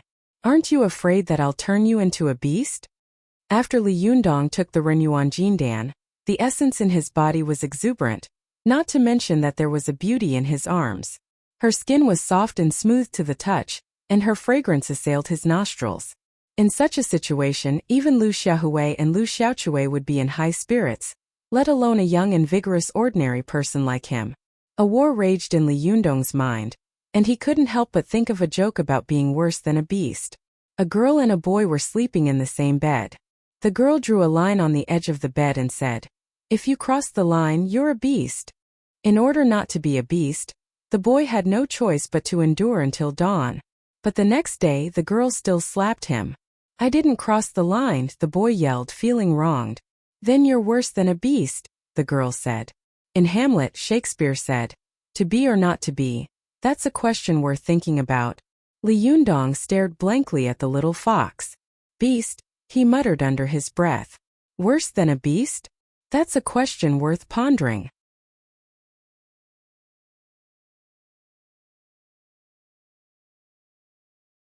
Chapter 42.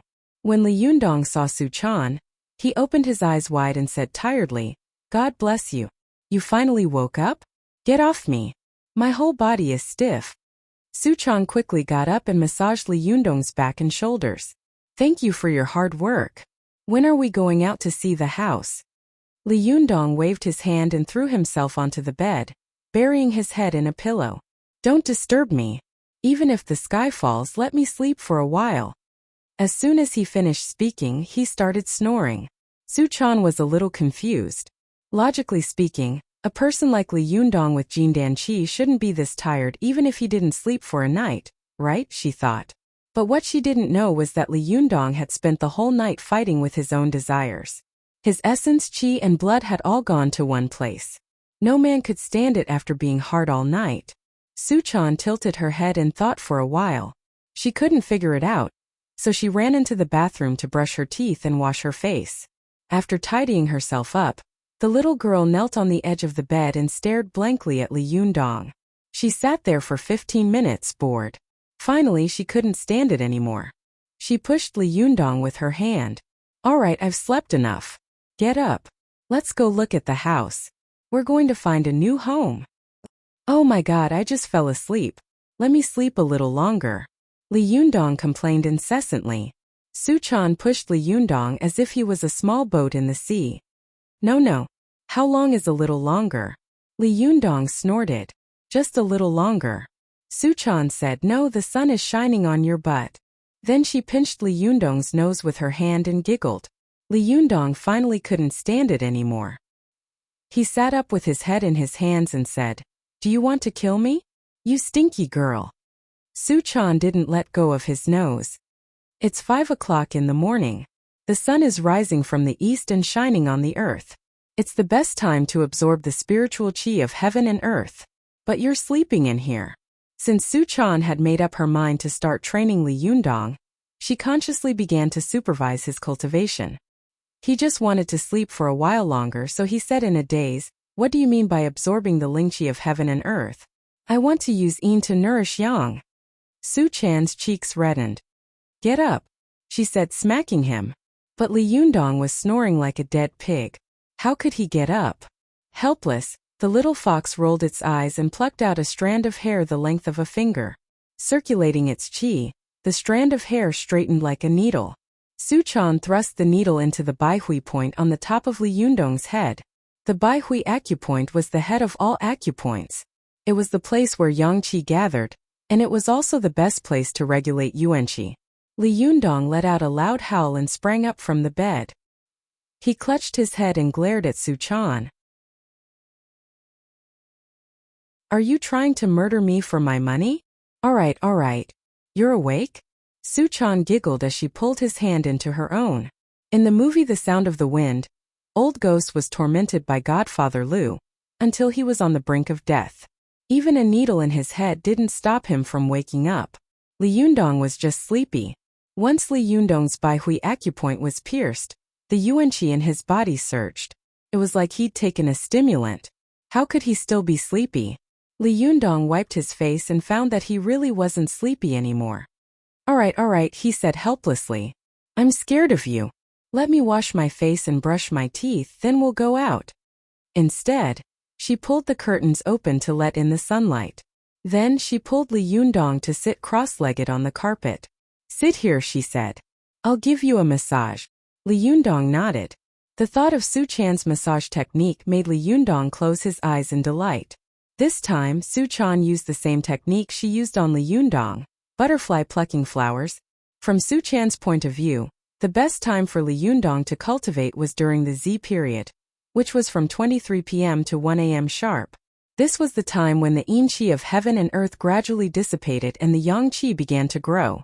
In the cultivation sect's big and small circulatory cycle of inner alchemy, the Z period was also known as the winter solstice, meaning that it was the time to start a fire. Su Chan remembered clearly that in the cultivation classic wings of scripture she'd memorized, it said, "The son of Yang is the beginning of life." For beginners like Li Yundong, the Z period, which was also the period of the winter solstice, was very important. Cultivation at this time was the most efficient. An ordinary cultivator only needed to circulate their qi for 1 or 2 hours, and they would be full of energy for the whole day. They wouldn't feel tired at all. If they could develop the ability to automatically cultivate at this time, then their cultivation would reach the next level. They would reach the point in Huandong Revival chapter. There is no need to wait for the winter solstice to refine alchemy. There is yang in the body. This meant that people didn't need to deliberately cultivate at the Z period. They had the purest yuan-yang qi in the world in their body, so they could cultivate whenever they wanted. This level meant that a person's small circulatory cycle of cultivation had a basic foundation, and they could begin to enter the next level, the big circulatory cycle of cultivation. The human body had 8 extraordinary meridians.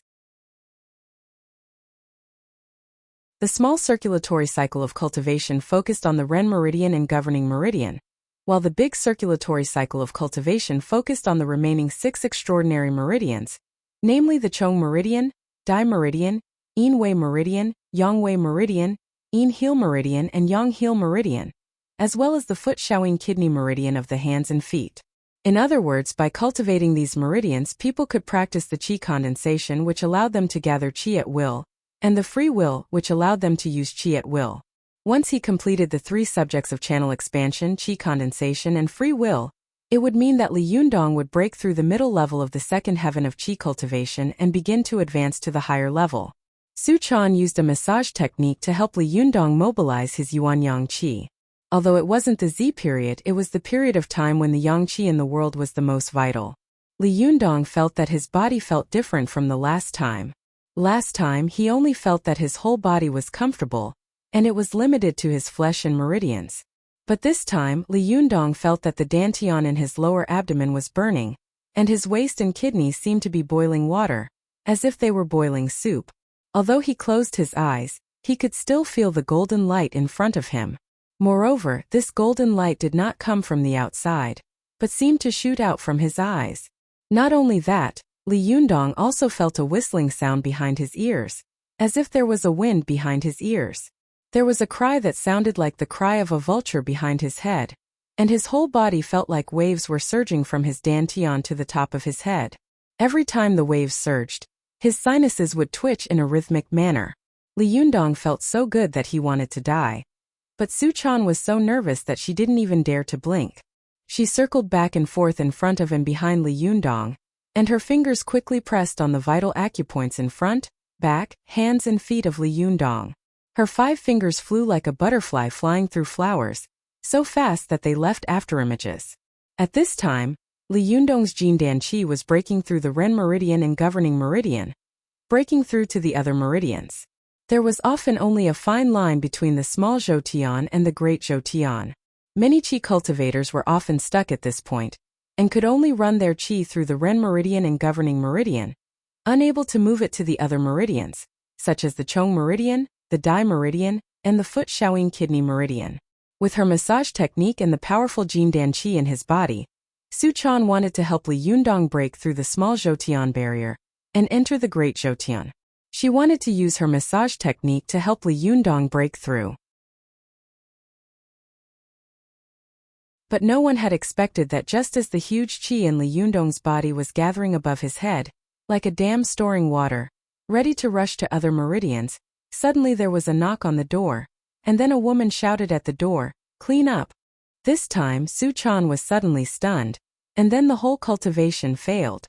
Without Su Chan's guidance, the vigorous zhanqi that had accumulated above Li Yundong's head only stayed for a moment, then immediately went back to where it came from, disappearing completely in an instant. But the process of this qi flowing back could also be extremely stimulating. Li Yundong's body trembled, and he let out a loud and long sigh of lust. To the attendant at the door, this sound sounded like the sound a man made when he was having sex with a woman. The attendant's cheeks suddenly turned red, and she cursed in a low voice, "How shameless! How can you have sex so early in the morning?" Then she went to another room, knocked on the door and said, "Clean up." How could Su Chan know about this? She pouted, very unhappy that her practice was interrupted at this time, and her efforts were wasted. She thought to herself, if it's between midnight and midnight, first of all, no one will disturb me, and second of all, the qi in Li Yundong's body will be stronger and purer, and the time it takes to break through will be shorter. Thinking of this, Su Chan couldn't help but think of something her master had said. Cultivation should be done early. This early was not only early in the age, but also early in the day. The plan of a day is in the morning. What a wise saying. At this time, Li Yundong came back to his senses and sighed. "Sigh, if you really can't make money with your massage skills, people won't starve to death in the future." Su Chan laughed and scolded, "What a loser. Hurry up, let's go see the house." Now Su Chan finally understood the pain of not having a stable place to live. For a cultivator to successfully practice cultivation, there were 5 prerequisites: dharma, wealth, companion, land, and artifact. Li Yundong had the help of the Renyuan Jindan, as well as his support from the side. Dharma referred to the cultivation of the Tao. This was not a problem. As for financial resources, it seemed that Li Yundong could still cope with that. As for companionship, she and Li Yundong were now Tao companions, so this was not a problem. Dharma referred to the Dharma treasures. When cultivators fought, they mostly fought with Dharma treasures. Without Dharma treasures, it was like a warrior without a weapon. And land referred to the next thing that Li Yundong and Su Chan needed to solve the most: the problem of the residents. How could a cultivator not have a good place to practice cultivation?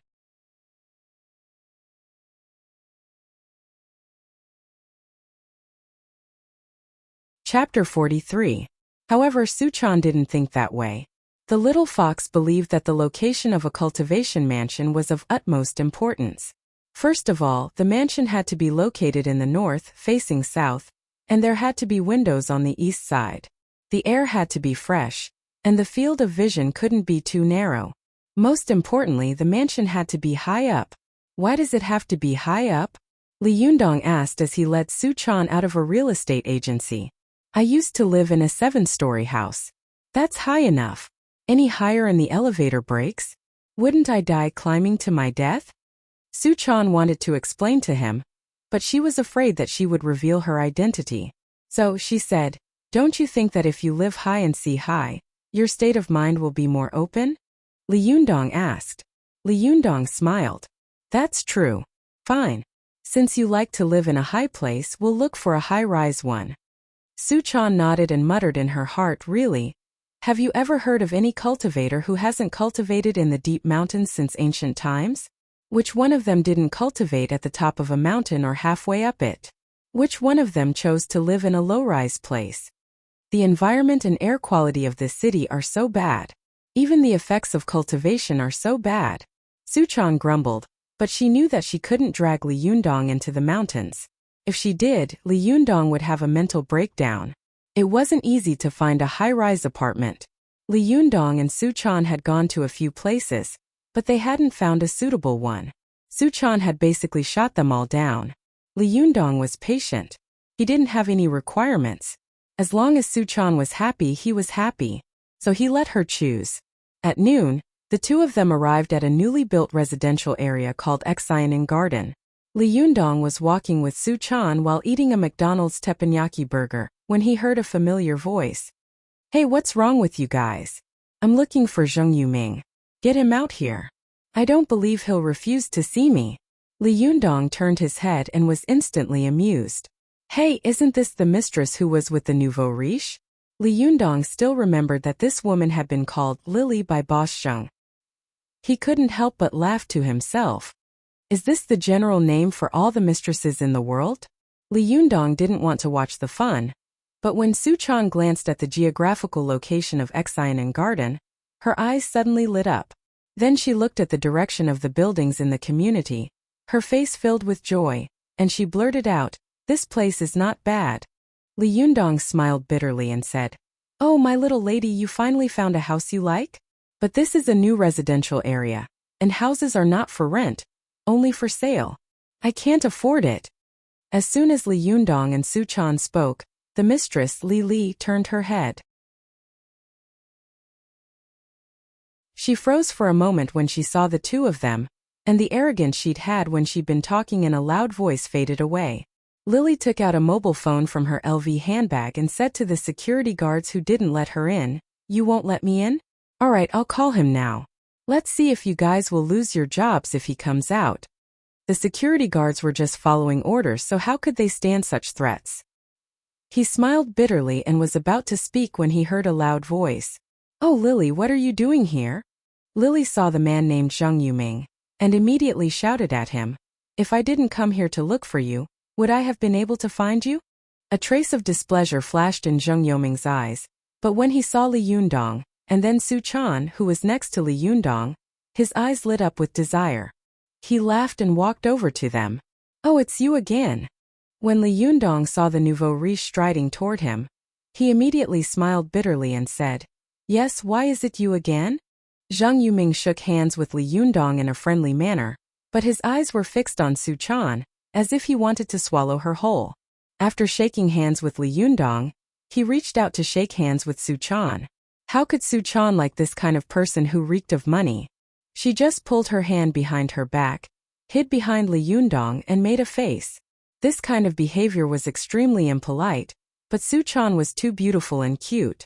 Her behavior not only didn't make Zhang Yuming unhappy, but it also made his heart itch. Zhang Yuming ignored his mistress and said to Li Yundong enthusiastically, "Young man, what are you doing here? Looking at houses?" When Zhang Yuming said this, a trace of contempt and disdain flashed in his eyes. He really didn't believe that Li Yundong, who lived in a rented house before, could afford a house here. Li Yundong smiled and said, "By the way, is this house yours?" Zhang Yuming laughed and said proudly, "Whatever you want, whatever you want. Do you want to come in and have a look? I'll give you a discount." As the saying goes, strangers at first, friends at second. We're acquaintances anyway. Li Yundong was about to speak, but Su Chan's eyes suddenly lit up. "How much is the highest house here?" Hearing Su Chan's question, Zhang Yuming's heart trembled with surprise. He took a deep breath and said, 13,000 yuan per square meter. Of course, if a beautiful lady like you wants to buy it, I can give you a discount. 10,000 yuan per square meter, what do you think? You can't get a discount like this in the whole Tianan city. It's a very good discount, very honest." Li Yundong smiled bitterly in his heart. 10,000 yuan per square meter. Very good. I can buy a toilet. And it's a hairy one. Su Chan was disappointed when she heard this. She also knew that after Li Yundong lost money, he only had a little more than 80,000 yuan in his bank account.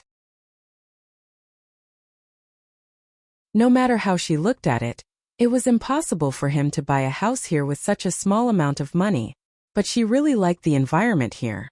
Because it was located in the suburbs, there was less exhaust gas pollution, and the air was good. Most importantly, the direction of the room and the height of the floor were ideal. Su Chan was a little reluctant to give up, so she asked again, "We can't afford it. Do you rent it?" "Rent it?" Zhang Yuming's mouth widened and he burst into laughter when he heard this.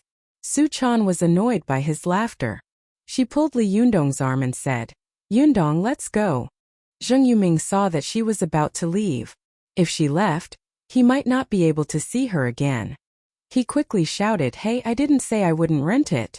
Su Chan pulled Li Yundong to a stop and turned around. "You're willing to rent it? What's the price?" Zhang Yuming thought for a moment. "This beauty is 2F** amazing. I have to keep her in my sight. Otherwise, I'll regret it for the rest of my life. I might as well lower the price. As long as she's willing to live in this community, I don't believe that with my wealth, I can't win over a poor guy like you. Zheng Yoming's calculation was very shrewd. He raised a finger, looking like a philanthropist, and said, "This number, 10,000 yuan per month?" Li Yundong gasped. Zheng Yuming said proudly, 1,000 yuan. I say, young man, we're fated people. You can choose any house in this community. If you like it, go to the sales center and tell them that I, Zheng Yuming, asked for it. You can rent it to you for 1,000 yuan per month. When Zheng Yuming said this, the expression on his face was as if he had just had sex with a woman. He looked like he was awesome because he was rich. Although Li Yundong thought this kind of person was disgusting, he was also moved by the price. In the house he had rented before, a bedroom, living room, and appliances cost 1,300 yuan per month. Zheng Yuming saw that Li Yundong was deep in thought. He thought that Li Yundong was worried about the lack of furniture and appliances in the house. He waved his hand again and revealed a look of salvation. You're not worried about not having enough money to renovate the house, are you? Don't worry, I have a sample house on the roof that looks like a garden in the sky. It has everything you need. You can just pick up your bags and move in. This time Li Yundong raised his head. No matter how stupid he was, he could smell the smell of a conspiracy. This guy is unaccountably solicitous. He's definitely hiding something. Li Yundong thought to himself. When he saw Zheng Yoming's eyes land on Su Chan from time to time, Li Yundong understood everything. He sneered to himself and clenched his fists. You want to steal my woman? You're tired of living? Li Yundong's anger rose. But Su Chan had no idea what these people were thinking. She tugged at Li Yundong's arm excitedly. Let's go take a look. Let's go take a look. He didn't want to stay here for even a second longer. But he also didn't want to spoil the girl's fun. It wasn't easy for such a beautiful girl to run around with him under the hot sun all morning. Which girl nowadays could do this? Li Yundong turned his head and looked at Su Chan helplessly. He didn't want to stay here for a second longer, but he also didn't want to spoil the girl's fun. Fine, Li Yundong said helplessly. But he had already made up his mind. No matter what, he wasn't going to give this nouveau riche a chance to steal his woman. Zheng Yuming was overjoyed when he heard that. Hurry up and accompany my young man to the sales center, he said to the security guard. Then he remembered that there was still the matter of the mistress that had yet to be dealt with. Lily had come here today because she had heard that Zheng Yuming had found himself another woman. She was here to cause trouble, but she had been watching Zheng Yoming's performance from the sidelines. This was such a cold-blooded, callous man who liked the new and hated the old. I've been with him for a while now, but he's been ignoring me for so long just because he's taken a liking to a new woman. It really made one's heart turn cold. Lily glanced at Li Yundong and Su Chan. All of a sudden, her heart was filled with envy for the purity of their relationship. She didn't feel any jealousy at all. Instead, she secretly wished them well. I hope you guys can always be happy like this. Don't let this materialistic society contaminate you. Lily looked at Zheng Yuming and sneered. You still remember me? I thought you forgot about me. Zheng Yoming's mind was completely focused on Su Chan now. In his mind, Lily was a used shoe. Who would want to wear a used shoe? He was a little impatient in his heart, but Su Chan didn't go far. He suppressed his unhappiness and said, How could I? Why did you come to see me today? Lily had originally wanted to make a scene with him, but after experiencing such a thing, she was suddenly disheartened. She didn't want to get involved with such a man anymore. She looked around and said absent-mindedly, I missed you, so I came to see you. By the way, why didn't I hear that you have a sample house of the Sky Garden? You haven't even taken me to see it. No, I have to go see it.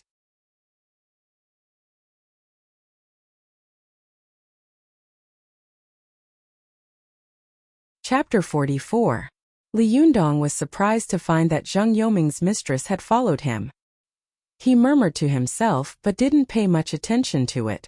But when he followed the security guard to the sales center, the show began. A gorgeously dressed woman was walking out of Sinan Garden. The woman happened to see Zheng Yuming, who was chasing after Lily, and heard Zheng Yuming say breathlessly, Oh Lily, don't be like this. I'm very busy with work. Don't you know that? Lily sneered. Did I ask you to accompany me? Boss Zhang? When Zhang Yuming heard this, he was about to lose his temper. But he saw his other lover standing in the distance. His legs suddenly trembled. Li Yundong's eyes widened as he stood in the sales center and watched the beautiful woman approach him quickly. Then, with one hand on his waist and the other pointing at Lily, he screamed at Zhang Yuming. Who is this? Zhang Yuming's face turned pale. The sales office staff all snickered secretly, but pretended not to look at him. Lily looked at him from the corner of her eyes. Who are you? The beautiful woman looked like she was about to go berserk. I'm his girlfriend. Lily sneered. Oh? I thought you were his first wife. The beautiful woman went berserk. Who do you think you are? A shameless slut with broken shoes dares to behave atrociously here? Lily felt like she had been slapped in the face. Her eyes subconsciously glanced at Li Yundong, but she saw that the boy was standing far away, looking at them as if he was afraid that he would be polluted if he got too close to them. Lily's heart twisted. She smiled bitterly and said, Yes, I am a shameless whore. Then what are you? A shameless whore? Everyone in the sales center, be it the staff or the customers, felt a chill run down their spines. What a fierce sentence. Su Chan looked at the two beautiful women in confusion. She turned her head and asked Li Yundong, What's wrong with them? Why are they cursing each other as soon as they meet? Li Yundong looked at Boss Zheng with a hint of schadenfreude. He was secretly happy, so he said in a low voice, The mistress met the mistress. Li Yundong rubbed his chin and said with a heartless smile, But which one of them is the mistress and which one is the mistress? That's a lot to study. Su Chan blinked her eyes and asked in confusion, Xiao San? Xiao Si? What do you mean? Li Yundong looked at Su Chan and sighed. He stroked the girl's hair with his hand. Nowadays, innocent girls like you are a national treasure. Su Chan said. You're right. What does it mean? Su Chan tugged on Li Yundong's arm and acted coquettishly. The real estate agent who was sitting next to her stared blankly at her adorable expression. Li Yundong lowered his voice and explained with a smile. It's the third concubine who met the fourth concubine. Oh, Su Chan said, but she still couldn't understand. Then why are they fighting? Li Yundong ruffled the girl's hair and said, Don't ask. Just watch the show. Su Chan rubbed the top of her head and glared at him. You're so annoying. While the two of them were talking, Little 3 and Little 4 had already taken up positions, ready to PK. The beauty suspected to be Little 4 couldn't beat Li, who was suspected to be Little 3. She put her hands on her hips and screamed at Zhang Yuming, Tell me who she is today.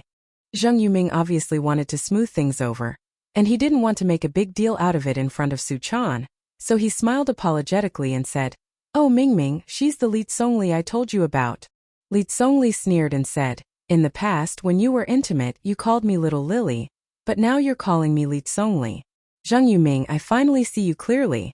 Okay, from now on you go your own way and I'll go my own way. But let me tell you Zhang Yuming, you can't give me less than a penny. Otherwise I'll reveal all your past scandals. Seeing that Li Tsongli had backed down, the beauty named Mingming immediately said arrogantly, why are you so arrogant? Didn't you just give Zhang Yuming 2 abortions? What's the big deal? I've given Yuming 4 abortions. Even I'm not as arrogant as you are. That's right, Yuming. Oh. She was lying on Zhang Yuming's shoulder, smiling as if she was asking for credit. Li Yundong was angry when he heard this. He hated the two women for not knowing how to cherish themselves, but he also hated the man for being shameless. He sneered and spat in a low voice, Beast. Who would have thought that the sales clerks and sales clerks next to him would spit and curse? Animal. Zhang Yuming pushed Mingming off his shoulder in annoyance and glanced at Li Yundong. Su Chan was staring at him with a disdainful sneer. Zhang Yuming felt as if someone had stepped on his tail. What are you waiting for, Xiaobai? He yelled at the sales lady standing in front of Li Yundong. Take them to see the apartments. Xiaobai shivered and quickly said to Li Yundong, Sir, please come with me. Li Yundong was in no mood to see the apartments, so he turned around and left. But Xiaobai begged him in a low voice, Sir, please help me. If you leave, Boss Zheng will deduct my salary. Li Yundong was furious, but he didn't show it on his face. He followed Xiaobai out of the sales center. As soon as he and Suchan left, they heard Zheng Yoming's angry roar. "Shut up, stupid bitch. I've had enough of you today." Mingming, who seemed to be Xiao Si, yelled in disbelief, "Are you scolding me? Not only am I scolding you today, but I'm also going to hit you." Then a series of slaps and cries rang out. Li Yundong couldn't help but ask the sales clerk, "Xiaobai, is this how your boss treats women?" Xiaobai curled her lips and said disdainfully, "That's not bad. 2 months ago the three of them bumped into each other. That was like Mars colliding with Earth. All of the female employees here who are slightly good-looking have been harassed by him before." Li Yundong was indignant. "None of you sued him?" Xiaobai sneered. "Sue him? How? Is there really something that money can't solve these days?" Li Yundong choked on his breath. "This kind of thing is so infuriating. Why don't you quit? What's so good about working in a company like this?" Xiaobai looked Li Yundong up and down, then looked at Suchan enviously. "You guys are students, right?" Li Yundong nodded. "Sister Xiaobai, how can you tell?" Xiaobai smiled. "Don't call me Sister Xiaobai. My name is Bai Xiaoyang. You can just call me Sister Xiaoyang. Other than students, there probably isn't anyone else who has such a simple idea like yours. It's so hard to find a job these days. So if you haven't found a good job yet, just bear with it for now." Li Yundong felt a little depressed, as if there was a knot in his heart that he couldn't vent. Bai Xiaoyang drove him and Suchan to a 25-story building in the residential area in an electric car. Li Yundong had already made up his mind not to live there, but he was thinking about how to break the news to Suchan without hurting her enthusiasm. When they reached the top floor, Bai Xiaoyang opened the door to the sample room. "Come in," she said to Li Yundong and Suchan. "Let me introduce you." As soon as Suchan entered the room, she ignored Li Yundong. She jumped into the room and quickly looked around. Li Yundong smiled at Bai Xiaoyang. "Don't bother," he said. "We can look around by ourselves." Bai Xiaoyang didn't insist. "Okay," she said. "Look around by yourselves. I'll wait for you in the living room." Li Yundong smiled at her, then walked into a bedroom. "Suchan," he whispered to Suchan, "do you really want to live here?" Li Yundong had to admit that the decoration of the sample room was very fashionable and Western style, with all the furniture and appliances in the bedroom. If Zheng Yuming hadn't been so disgusting, Li Yundong wouldn't have been able to find anything wrong with the place. Suchan was carefully looking at the wall. She sniffed with her nose, then frowned. "There's a strange smell in here." Li Yundong sniffed. "There's no smell." Suchan shook her head. Her expression was a little serious. "No, there's a very pungent smell." As she said that, she stretched out her finger and pressed it against the wall. As a cultivator, she naturally exerted a lot of strength when she pressed down with her finger. With this press, the wallpaper was smashed and a small hole appeared in the wall. Li Yundong's eyes widened.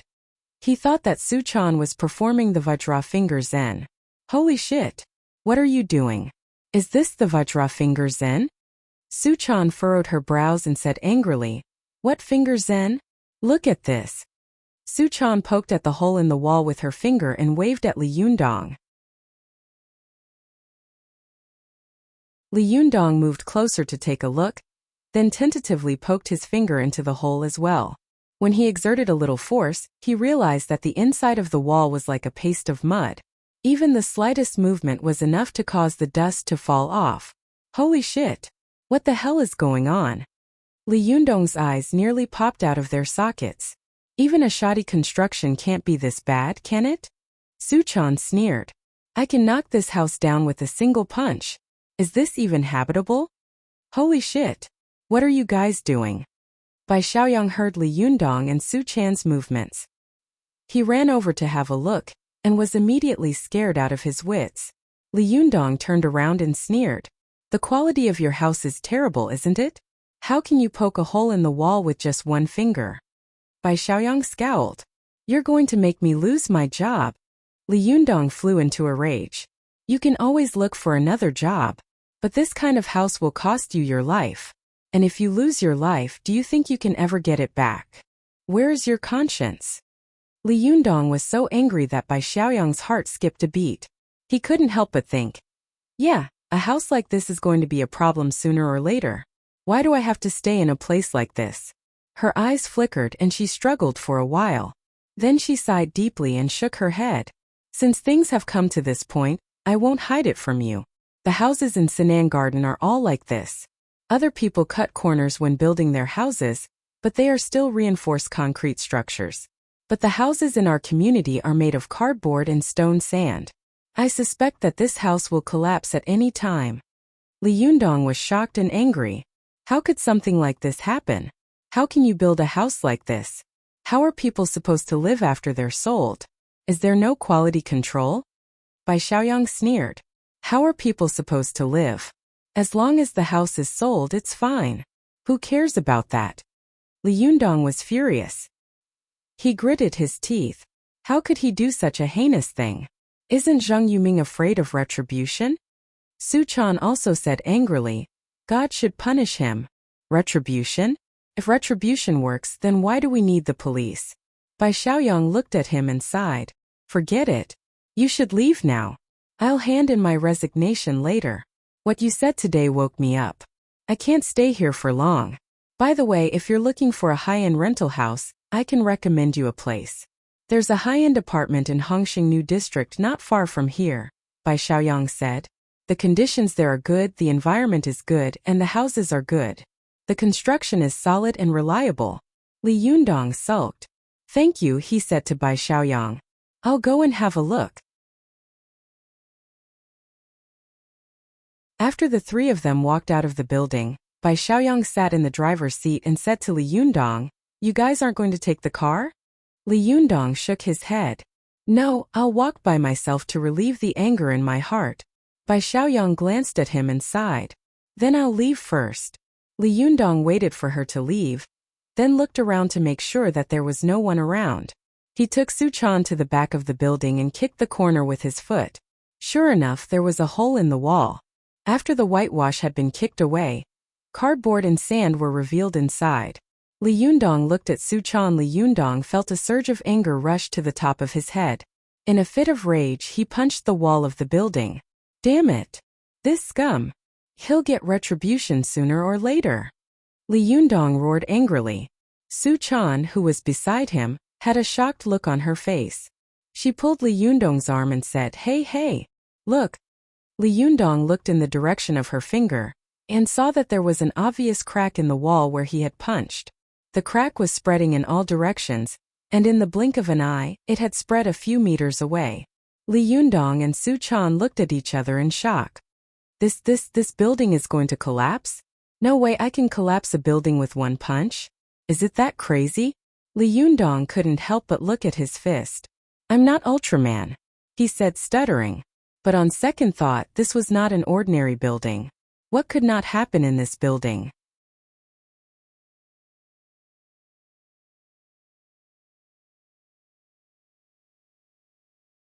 Chapter 45. Thinking of this, Li Yundong grabbed Su Chan's hand and slowed down. Slow down, slow down. Li Yundong lowered his voice and said to Su Chan, Otherwise, people will know that we did it. Su Chan wasn't stupid. She nodded obediently and held Li Yundong's arm tightly. From time to time, she would glance back at Li Yundong. Li Yundong didn't know whether to laugh or cry. He knocked Su Chan's head. Idiot, can you be more stupid? You're basically carving the words on your face. I caused this building to collapse. Su Chan covered her head and said pitifully, I just want to know when it's going to collapse. Li Yundong laughed angrily. Are you looking forward to it collapsing? Su Chan nodded vigorously. Yeah. Li Yundong couldn't help but look back. At this time, from the outside, the building was still standing majestically in the same place. Li Yundong muttered to himself, What if such a tall building falls and hits me? What should I do? Wouldn't that be a tragedy? Thinking of this, Li Yundong and Su Chan couldn't help but speed up a few steps. It was as if they were being chased by a ghost. Their footsteps, which had been slow at first, became faster and faster. In the end, the two of them simply ran like crazy. When Li Yundong saw the real estate sales center, he immediately pulled Su Chan and slowed down. The two of them pretended that nothing had happened as they passed by the sales center. They saw that the fight between Xiao San and Xiao Si was still going on. These guys are really good at messing around. Li Yundong couldn't help but break out in a cold sweat. He looked over and saw that Ming Ming and Li Zhongli's clothes were a little messy, and their faces were red and blue. It was obvious that they had just gone through a fierce fight. Zheng Yuming wasn't any better. His face was full of fingernail scratches, and his clothes were torn in some places. Zheng Yuming saw Li Yundong and Su Chan coming out of the residential area. He immediately squeezed out a smile and said, "Hey little brother, you finished looking at the property so quickly? How was it? It's not bad, right? If you want to sign the contract and go through the procedures you can fine." Li Yundong didn't wait for him to finish. He interrupted him with a cold smile. "No, Boss Zheng, we don't live here." Zheng Yuming had been full of confidence that Li Yundong and Su Chan would definitely stay, but he hadn't expected that they would refuse. The smile on his face froze and he shouted in anger, "How could that be? Was the property price too high? Or is there something else?" Li Yundong sneered and said, "Actually, we don't think the house is very good." Zheng Yuming was like a rabbit whose tail had been stepped on.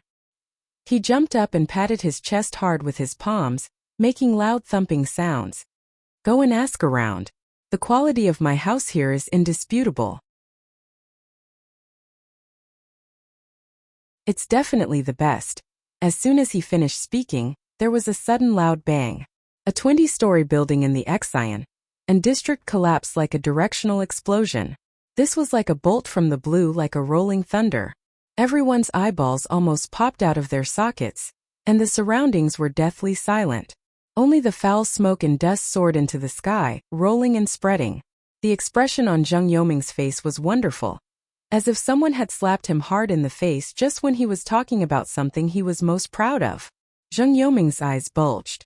Li Yundong even suspected that if this guy got excited, his eyeballs would fall to the ground with a squeak. Li Yundong reacted quickly. He pulled Su Chan and the two of them pretended to be panic-stricken and ran away. As they ran they shouted, "The building is collapsing, the building is collapsing, run away." It was as if they were afraid that the people on Earth would not know. As the two of them ran, they suddenly heard Zheng Yuming let out a hysterical shout behind them. This is impossible." Li Zhongli, who was suspected to be the mistress, let out a shrill laugh.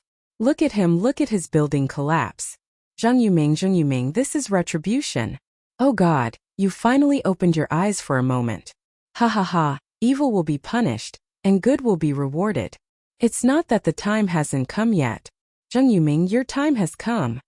Li Yundong pulled Su Chan and quickly ran away from the scene of their crime. Li Zhongli's voice also gradually disappeared behind them. The two of them ran until they could no longer see the Xian district, then stopped. The two of them stared at each other speechless. After a while they burst into laughter at the same time. Li Yundong felt that his heart was beating wildly, as if he had done a big bad thing. Moreover, he had been caught and sentenced to death immediately without a trial. But he had done a bad thing, and his heart was full of joy. Su Chan was the same. She felt like a thief, but at the same time she felt an indescribable joy. After the two of them laughed quietly for a while, they finally couldn't help but laugh out loud, attracting the attention of passers-by. After laughing for a long time, Su Chan held back her laughter. She took Li Yundong's hand and whispered, "Yundong, will you get into trouble?" Li Yundong also held back his laughter. He thought for a moment with a straight face. No one has moved into that building yet. I'm benefiting mankind and enforcing justice on behalf of heaven." Su Chan giggled and said, "Good. This kind of person is full of evil tricks. It's so hateful." Li Yundong held the girl's hand tightly and thought to himself, "The worst thing is that this guy wants to steal my property. Humph, if he dares to steal my property, I'll blow down your building." Thinking of this, Li Yundong felt that he had vented his anger, and it was indescribably refreshing. He laughed loudly, waved his hand and said energetically, "Come on, let's continue to look at the houses. Even if there is such a rubbish house, I'll blow it down." The two of them walked far away from the Xian district. Finally, they couldn't hide the pride in their hearts and the expression on their faces. Along the way, They regarded themselves as chivalrous men who enforced justice on behalf of heaven. Their eyes were full of spirit, as if they had done something great. Especially Li Yundong and Su Chan, who from time to time looked at each other and laughed in a way that only the two of them could understand. Fortunately, although the houses they looked at did not satisfy Su Chan, the quality of the houses was not as exquisite as the buildings built by Zhang Yuming. After walking for a while, the two of them went straight to Hongsheng New District, which Bai Xiaoyang had introduced. As soon as they arrived at Hongsheng New District, Su Chan's eyes lit up. In this district there was a building about 20 stories tall, which stood out from the crowd. The buildings around it were all small multi-story buildings with only 5 stories or so. This was the only high-rise building in the district. Not only did it have a wide view of the surroundings, but the building's orientation was also very standard. Su Chan couldn't wait to drag Li Yundong to see the houses. Li Yundong laughed and said, "Idiot, we need to find an agent first. Without an agent, do you know where there are houses and where there are no houses?" After saying that, Li Yundong dragged Su Chan to find an agent. After asking around, Li Yundong was shocked. The houses in this district were astonishingly expensive. There were no houses with 1 bedroom and 1 living room, and there were no houses with 2 bedrooms and 1 living room. There were only houses with 3 bedrooms and 2 living rooms, which happened to be on the top floor. Moreover, they met all of Su Chan's requirements in every aspect. Li Yundong's eyes widened. In his heart he said, "For 4,500? Are you robbing me? My mom and dad gave me a month's worth of relief, and I've already eaten up the rent. Isn't that just like eating out of pocket?" But when the agent showed Li Yundong and Su Chan around to see the houses on the top floor, Li Yundong felt that the 4,500 was worth it. The furniture and decorations in the house were almost all new, and the appliances were all there. It was as if Li Yundong could move in with just a bag. Su Chan wasn't the only one who liked the lighting and the layout of the house. Li Yundong also liked the rich Chinese-style decoration of the house. The agent was smart enough to notice that Li Yundong and Su Chan were only 2 people, so he figured that it would be difficult for them to afford the rent of such a big house. "If you guys are short on funds, you can stay here for now," the agent said. Li Yundong didn't want other people to ruin his and Su Chan's 2-person world, and Su Chan didn't want a third party to come between them. Su Chan dodged the agent and gently hooked her finger around Li Yundong's hand. "Yundong," she begged in a low voice, "here please? Please, I beg you." Li Yundong smiled and patted Su Chan's head. "Don't worry. If you like it, I'll find a way to get you even the moon in the sky. If you stay here, then here it is." Li Yundong calculated for a moment. Including the rent and the deposit, he would have to pay around 30,000 yuan a time. He still had 40,000 to 50,000 yuan left, which should be enough to support him and Su Chan for a while. It was almost summer vacation. If he worked part-time and his parents earned a few thousand yuan a month, he should be able to support himself and Su Chan. Su Chan was overjoyed when Li Yundong agreed. She hugged Li Yundong tightly and beamed. "That's great. That's great." Li Yundong felt the softness and elasticity of Su Chan's chest. He suppressed his desire and impulses, then pointed at his cheek with a smile. "Come on, give me a kiss." Su Chan glanced at the agent in the other room. "No," she said shyly. "There's someone here." Li Yundong didn't really expect to get a kiss, so he laughed. "Okay," he said. "Then when there's no one around, let's kiss as much as we want." Su Chan giggled. Her eyes were full of slyness and seduction. She blushed, twisted her waist, and ran out of the room. Her 2 braids swayed from side to side. "You're so annoying." Li Yundong's whole body heated up under Su Chan's seductive gaze. He couldn't believe that he had been able to hold back his beastly urges last night. That was a miracle in the Guinness World Record. After paying the deposit, Li Yundong and Su Chan returned to the motel near the school to pick up their luggage. As they were leaving, Su Chan skipped ahead of them. Li Yundong, who was lagging behind, noticed that there was a girl in a pink dress staring at him from the gazebo in the garden of the community. Li Yundong looked at the girl and realized that she was about 15 or 16 years old. She had an indescribable air of elegance about her. Her hair was tied in a ponytail, and her bright forehead was exposed. Her eyes were bright and sparkling.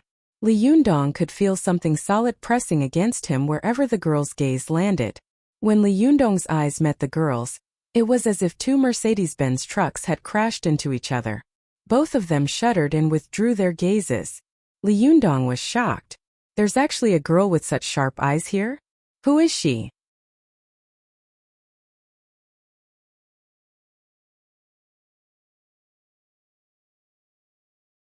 Chapter 46.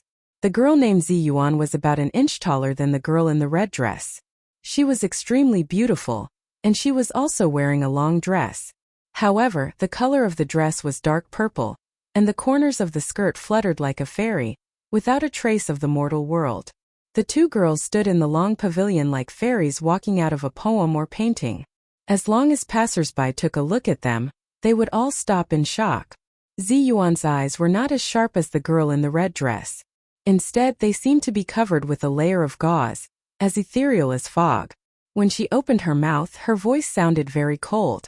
Well, Hongling, what are you looking at? Hongling couldn't help glancing in the direction where Li Yunyang had disappeared and said, I think I saw a cultivator just now. Zi Yuan said lightly, there are as many cultivators in the mortal world as there are hairs on an ox. It's not unusual to meet one or two outer disciples here. Hongling shook her head. He doesn't look like an outer disciple, but more like an authentic inner disciple. I saw him looking at me from 50 or 60 meters away. His eyes were so sharp that I couldn't look him in the eye. Zi Yuan's calm face was slightly moved. Oh, although you are impetuous and active, your master has trained you well since you were a child, and your cultivation is not bad. How could there be such a great person in Tiannan City? Hongling said angrily, Sister Ziyuan, why don't you forget to hit me? Ziyuan looked at Hongling, and a doting smile appeared at the corner of her mouth. I'm going back to the sex soon. You can continue to cultivate in the mortal world. However, with your temper and personality, I'm very worried. Hongling said coquettishly, Sister Ziyan, I'm not young anymore. I can take charge of things on my own. Ziyuan smiled slightly and stopped talking. She just looked into the distance. The two fairy-like girls stood in the long pavilion for a while. Hongling suddenly said, Sister Ziyan, let me give you a ride. Ziyuan said, No, I'll leave now. You have to remember not to disturb the people in the secular world at will. This is the commandment of us cultivators. You can't violate it. Hongling said impatiently, You've said it 1,000 times. Ziyuan shook her head secretly, and a thoughtful look appeared on her face. Hongling had been afraid of her Shiji since she was a child. Seeing that she didn't speak, she tentatively asked, Sister Ziyan, what are you thinking about? Ziyuan said lightly, Nothing. I'm just thinking about the whereabouts of Jindan. Hongling winked at her. Are you still thinking about that psalm? Sister Ziyuan, have you finally fallen in love with him? Ha, not easy at all. Ziyuan was teased by Hongling, but her expression didn't change at all, as if she hadn't heard anything. Her gaze drifted far away, and she muttered in a low voice, Where is Jindan? They moved into the new house on the same day. Su Chan was so excited that she ran from room to room when she saw the spacious and bright new home. One moment, she was rolling around on the soft Simmons bed. The next moment, she stretched half of her body out on the high balcony and yelled excitedly. She was so excited that she couldn't stop yelling. Hey, be careful, don't fall. Li Yundong saw that Su Chan was almost hanging from the railing of the balcony. He was so scared that he ran over and grabbed her by the waist. As a cultivator, how could Su Chan be afraid of this? She giggled and turned around, holding Li Yundong's arm excitedly with one hand and pointing into the distance with the other. Like a cheerful little sparrow, she chirped, Yundong, look into the distance. Li Yundong saw that the little girl was so excited that her eyebrows seemed to be flying. He smiled and tapped the tip of the little girl's nose, then looked into the distance. It was evening, the time when the golden crow was about to set and the jade rabbit was about to be born. The sky was filled with colorful clouds that were like red-hot glaze. The colors were gorgeous and varied. At first glance, Li Yundong felt that his horizons had been broadened, and his mind was refreshed. A stream of qi surged from his lower abdomen to his heart, rolling and rippling, making him eager to have a try and have the urge to stretch his neck and roar. Su Chan was an experienced cultivator. She could tell at a glance that it was because Li Yundong was looking into the distance. The great spirit of heaven and earth had touched the Jindan's qi in his chest, causing the blood qi in his body to surge and boil, thus giving him the urge to stretch his neck and roar. Many mountain climbers, when they climbed to the top of the mountain, would often have a feeling of swinging their chests to form layers of clouds, determined to enter the birds returning home. I will ascend to the highest peak and look down upon all the other mountains. Because of his heroic feelings, he couldn't help but shout out loudly. 9 out of 10 out of 10, those who let out such a loud cry were young and vigorous. Because the qi in their bodies was strong, they could easily be attracted by the great qi in the world. On the other hand, the old people's qi and blood were already very weak. Unless they took good care of themselves and their qi and blood were still strong, they would not be touched by this kind of qi of the world, let alone have the desire and impulse to cry out. Su Chan remembered that her master had once told her that people would have the urge to roar under 3 circumstances. The first was when one was faced with a vast and boundless scenery, such as looking at the mountains from a high vantage point, or looking at the sea from a rock in the east, one would often have the urge to roar. The great spirit between heaven and earth was the most majestic and powerful. Even the pitiful aura in the chest of a mortal who did not know how to cultivate would be triggered by the great spirit, and thus let out a heroic roar. The second was when people had accumulated emotions such as distress, boredom, depression, grievance, pain, and entanglement in their chest. In order to relieve this pain, people would let out a long roar or a long sigh to save themselves. Otherwise, such depression would entangle people for a long time and cause them to get sick. The third was when people cultivated qi refining and juji, and cultivated the qi in their body to the most majestic and vigorous, they could not help but let out a long roar. During the Zhengde years of the Ming dynasty, Wang Yongming, a great scholar, was practicing qi in the military camp one night. Suddenly, he succeeded in refining qi, and the qi in his chest surged. He couldn't help but stretch his neck and let out a long roar. This long roar spread for several miles, and the 3 armies were shocked, thinking that an immortal had descended in the military camp. At this time, Li Yundong was not only a mortal who had the blood in his chest seduced by heaven and earth, but also half a cultivator who cultivated qi. The qi in his chest was surging, and he only felt that there was a bulging qi stuck in his throat, like a fish bone in his throat. Li Yundong opened his mouth and was about to let out a long roar. Su Chan's eyes were sharp, and she immediately pointed at the Huagai acupoint on Li Yundong's chest. The Huagai acupoint was an important acupoint of the human body. When Su Chan pointed at it, it was as if thousands of soldiers and horses were guarding the pass of a fortress, forcibly suppressing Li Yundong's urge to roar.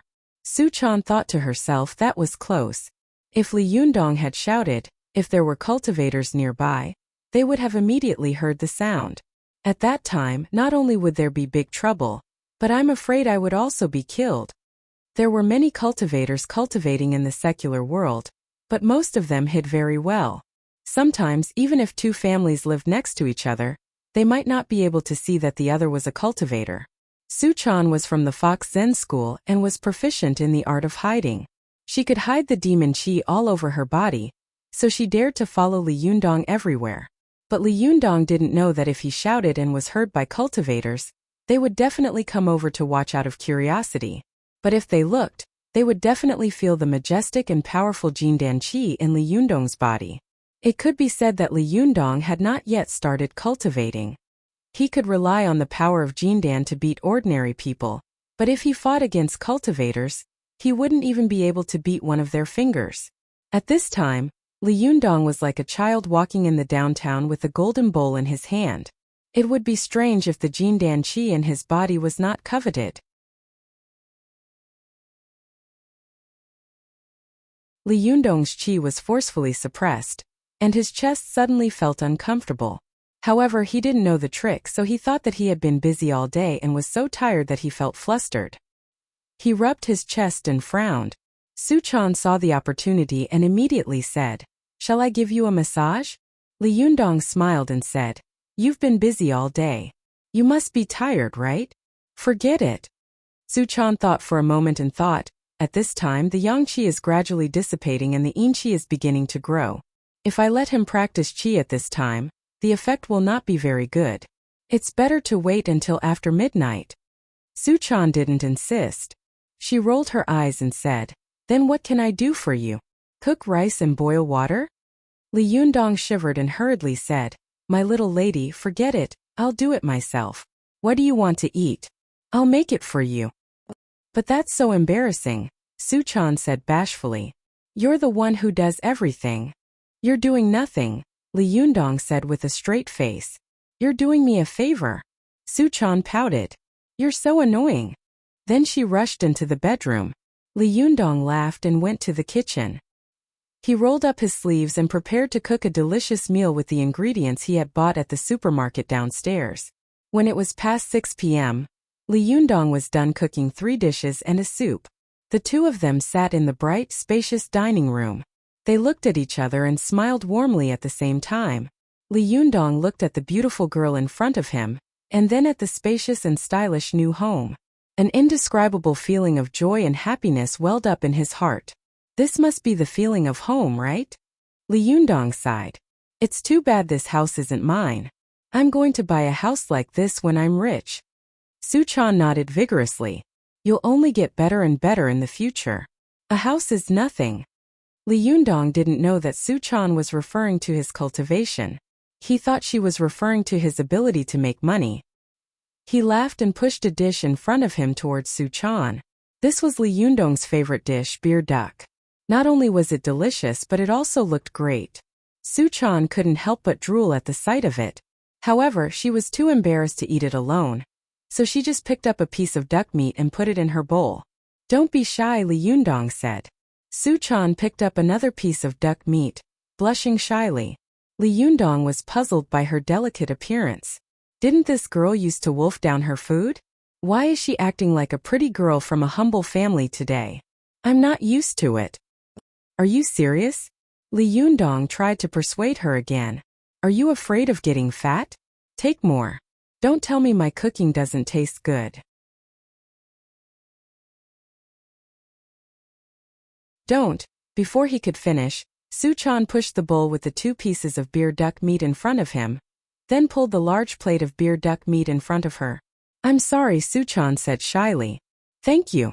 F***CK. Li Yundong's face twitched. Flustered and exasperated, he tried to snatch the beer duck meat in front of Su-chan. You really did it. Hand it over now, you stupid girl, and I'll spare your life. Su-chan shielded the dish in front of her like a pet protecting its food. She bared her teeth at Li Yundong and said, no. I won't hand it over even if I die. After that, she grabbed the plate, turned around and swallowed a few mouthfuls of the duck meat. Li Yundong laughed angrily. Hey, slow down, he said. It's hot. Don't burn yourself to death. Su-chan turned her face away and made a face. I won't let you eat it even if it burns you to death. Who told you to cook so well?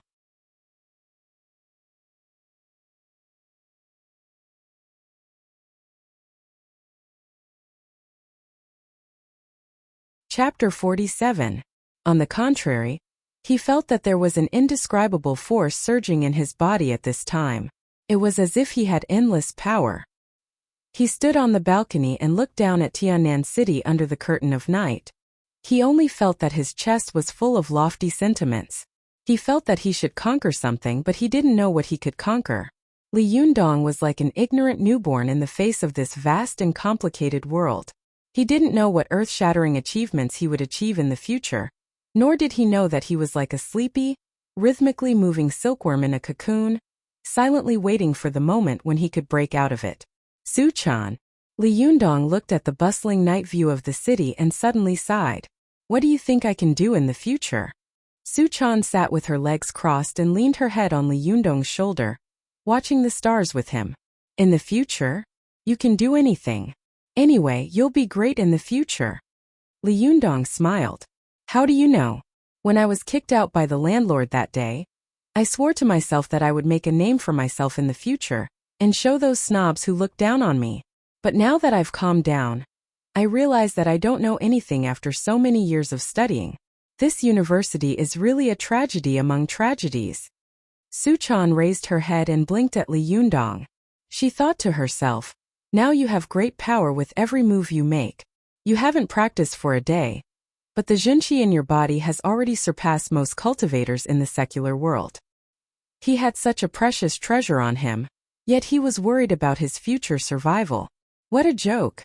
Is there anything more amazing in this world than cultivation to surpass mortals and become an immortal? Li Yundong saw that Suchan didn't speak, so he didn't force her. He smiled and said to Suchan, I'm just complaining. Don't think too much about it. Even if it's for you, I'll work hard. Hearing this, Suchan felt warm in her heart. She smiled at Li Yundong. She looked at the time, stood up, walked behind Li Yundong and said to him, Yundong, let me give you a massage. By this time, Li Yundong could more or less guess that Suchan was definitely not an ordinary person. Not to mention anything else, just her amazing massage skills had already made her different from ordinary people. Moreover, ever since Suchan had appeared in his life, he had clearly felt that his life and body had changed. However, he didn't reject this change. On the contrary, he enjoyed it very much, so he didn't want to delve into the reason behind it. He would do whatever Suchan asked him to do, because he firmly believed that Suchan wouldn't harm him. The girl had Li Yundong sit cross-legged on the bed, facing the balcony on the east side. Then she pulled open all the windows and curtains in the room, except for the front door. Hey Suchan, Li Yundong said. Let me ask you something. Why do I have to sit cross-legged every time you give me a massage? You make me look like a Qigong master who meditates and practices Qi. Suchan said.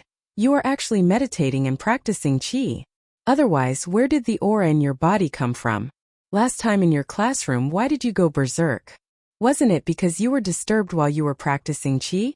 And the aura in your body ran wild? Li Yundong shook his head and smiled. I can't believe a pretty girl like you is a Qigong practitioner. But then again, why do people have to sit cross-legged when they practice Qi? Can't they just stand and practice? Suchan stood in front of Li Yundong after she was done. She gestured at his feet with her hands and said, the human body's legs usually take up half of the height of the human body. The longer the leg, the harder it is for the aura to reach the Yongquan point at the bottom of the foot. The Yongquan point is an important acupoint for the foot Shaoyin kidney meridian and the foot Taiyang bladder meridian. If the aura can't reach the Yongquan point, then the person can't practice the Great Zhoutian at all. When a person sits cross-legged, the body's meridians will stretch because of the posture, which will stimulate the blood qi in the meridians. Also, this posture can minimize the distance between the legs and the lower dantian of the lower abdomen, the middle dantian of the heart, and the upper dantian of the brain. In addition, the cross-legged posture can also protect the qi in the center and calm the mind. It can automatically restrain the aura in the body and prevent it from easily being released. Li Yundong was suddenly enlightened and couldn't help but exclaim, in the past, when I saw people meditating cross-legged, I thought it was a very comfortable posture. It was a habit. I tried it once, but my thighs were numb and my calves were sore, so I never tried it again. But after hearing what you said today, I finally understand the principle of cross-legged meditation. Suchan, I think you are the real amazing one. You are so beautiful and you know so much. You are not simple at all. Suchan beamed with joy at Li Yundong's praise. Her eyes sparkled, and in the dim light of the night, the girl's beauty doubled. For a moment, Li Yundong's eyes were glued to her, and his lower abdomen began to stir. Suchan quickly pressed a hand on the top of Li Yundong's head and said, close your eyes, put your tongue on the roof of your mouth and empty your mind. Don't think about anything. Li Yundong did as he was told. After a while, he felt his waist heating up. The strange feeling he had felt last time in the school hotel reappeared. Suchan gently rubbed the acupoints on Li Yundong's body with one hand. After a while, she moved her hands to the waist and kidneys, using the heat of her palms to stimulate the pure Jindan Yuan Qi in Li Yundong's body. At this time, Li Yundong had entered a state where he was almost unconscious. In a daze, he felt as if he was soaking in a hot spring, and his whole body was being washed by the boiling hot water. The advantage of dual cultivation was that a person could enter a half-asleep, half-awake state, and adapt to the flow of Jinqi in the body purely through the human body's natural reactions. The human body was the most mysterious and subtle thing in the world. Even the most advanced scientific equipment in the world could not explore all the mysteries of the human body. Even the most advanced machine could not compare to the human body's natural reactions and coordination. Only when the human body was in the purest state of natural reactions could the Jinqi cultivated by the human body be the purest and most authentic, comparable to the Xiantian Jinqi that a person brought from the womb. But self-cultivation under such circumstances could easily lead to qi deviation. But with a Taoist partner as a companion, one could sleep at ease and achieve the effect of 1 + 1 is greater than 2. Su Chan keenly sensed that a large amount of pure Jindan Yuan qi was slowly accumulating in the upper dantian of Li Yundong's brain. At the same time, the Baihui acupoint on the top of his head was slowly opening, and a faint white mist, almost invisible to the naked eye, rose from the top of his head. At this time, Su Chan knew that Li Yundong had finished accumulating Yuan qi. As long as she slapped the top of his head, the accumulated Jinqi would immediately converge into the other meridians of Li Yundong like a flood, forcing him to break into the great Zhoutian cultivation. Su Chan took a deep breath and spat out a mouthful of white air from her red lips like a sharp arrow. A faint cyan airflow rolled in the palm of her hand, and then she slapped the Baihui acupoint on the top of Li Yundong's head. Boom! Li Yundong's body trembled violently. He felt as if he had been enlightened, and a stream of hot water was poured down from head to toe. This feeling was really comfortable in both body and mind, intoxicated and refreshing. Li Yundong's face was flushed, and the meridians from head to toe were bulging everywhere. The qi rising from the top of his head suddenly became thick. Originally it was almost invisible to the naked eye, but now it was clearly visible to the naked eye. It was as thick as a baby's little finger, steaming up and gathering. Su Chan looked at Li Yundong nervously. She knew that this qi was the scene of the qi boiling above the head, when the ancient cultivators described the 3 flowers at the top. Once he could pass this level, Li Yundong would enter the great Zhoutian cultivation. This steam lasted for about a minute. Suddenly, Li Yundong's whole body trembled, and his hands and feet trembled as if he was about to stand up and dance. Su Chan thought to herself, this is the Jindan Jinqi attacking Li Yundong's 12 meridians after opening up the other 6 extra meridians, except the Ren meridian and the governing meridian. I don't know if it will succeed tonight. She was worried when she suddenly saw Li Yundong jump up, raise his head and roar. It was so fast that even she couldn't stop it. This long roar was clear and loud. It spread far away like rolling thunder, and also like the roar of a tiger in the deep mountains. Hong Ling, who also lived in Hongsheng Garden, suddenly woke up from her meditation. She opened her eyes in surprise, sneered secretly, and guessed disdainfully, which cultivator has succeeded in qi training and made such a whistling sound? Is he afraid that the world won't know? What is he showing off? But after a while, Hong Ling was surprised to find that the long roar did not weaken. Instead, it became louder and louder, like a surging torrent with twists and turns. Every turn could make the waves rush to a higher peak. Where did this disciple of a famous sect come from? How could he be so good? In the eyes of Hong Ling, an inner disciple of a famous and upright sect, this must be a long roar that had the guidance of a famous teacher and was an amazing cultivator. Hong Ling found that the long roar had lasted for 5 minutes and did not stop. It was even getting louder and louder. She couldn't help but change her face. She quickly walked to the balcony and looked in the direction of the sound. But very quickly, Hong Ling's expression became more and more shocked because this long roar had continued for 10 minutes. Moreover, this roar was continuous, like a vast and mighty group of mountains or a surging sea.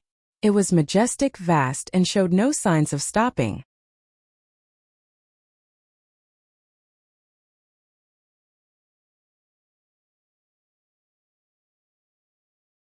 Chapter 48. Hong Ling was so shocked that she couldn't control herself. She couldn't wait to rush to the place where the roar came from and see who was cultivating in seclusion here. I don't even know that there's such a powerful senior living next to me. Hong Ling blamed herself in her heart. I have to visit him another day. However, on second thought, this senior has obviously cultivated qi this night. His long roar has disturbed the neighbors. It's a question whether he will still be here tomorrow. No, I have to go and see. Hong Ling made up her mind. She took out a 6-inch long piece of red silk from her waist. With a shake of her hand, the red silk turned into a red light and flew out of the window. This red silk emitted a faint fluorescent light that was difficult to see with the naked eye. In the middle of the night, no one would notice that this red silk floating in the air was actually a magic item. After Li Yundong let out a long roar, he felt refreshed and comfortable. He sighed and said, "It's so cool." As soon as he finished speaking, he suddenly heard a storm of curses coming from outside. "Damn you! Don't you see what time it is? Why are you shouting like a ghost? Damn you, why are you shouting like a ghost? Didn't you suffocate to death? What's so great about shouting for such a long time? Why are you shouting in the middle of the night?" Most of the people living in Hongqingnu district were white-collar workers and upper-class people who lived a good life. Logically speaking, most of them were very cultured and had high quality, but no matter how cultured they were, they couldn't stand Li Yundong shouting for a long time. Shouting for 10 minutes at a time. And with such a loud voice, who could stand it? Li Yundong was scared out of his wits. He and Su Chan looked at each other. The two of them quickly closed the doors, windows and curtains, then turned off the lights and hid in the bedroom, listening to the tide of curses outside like thieves. Ha ha! Su Chan suddenly laughed. She felt that it was really fun to be with Li Yundong. In the cultivation world, if anyone could emit such a powerful aura, they would immediately be looked up to and respected. But in the secular world, Li Yundong's voice had actually attracted an overwhelming amount of curses. Seeing Su Chan's laughter, Li Yundong smiled bitterly and said, "These guys have been cursing longer than I have." Amidst the curses, Hong Ling's magical item floated to a position less than 5 meters away from Li Yundong's balcony. According to Hong Ling's judgment, the long howl should have come from there. However, Hong Ling was unable to determine which household it came from. Logically speaking, when a normal cultivator practiced qi, they should open the windows for ventilation. However, after Hong Ling drove the artifact around a few times, she found that all the houses nearby had their doors and windows tightly shut.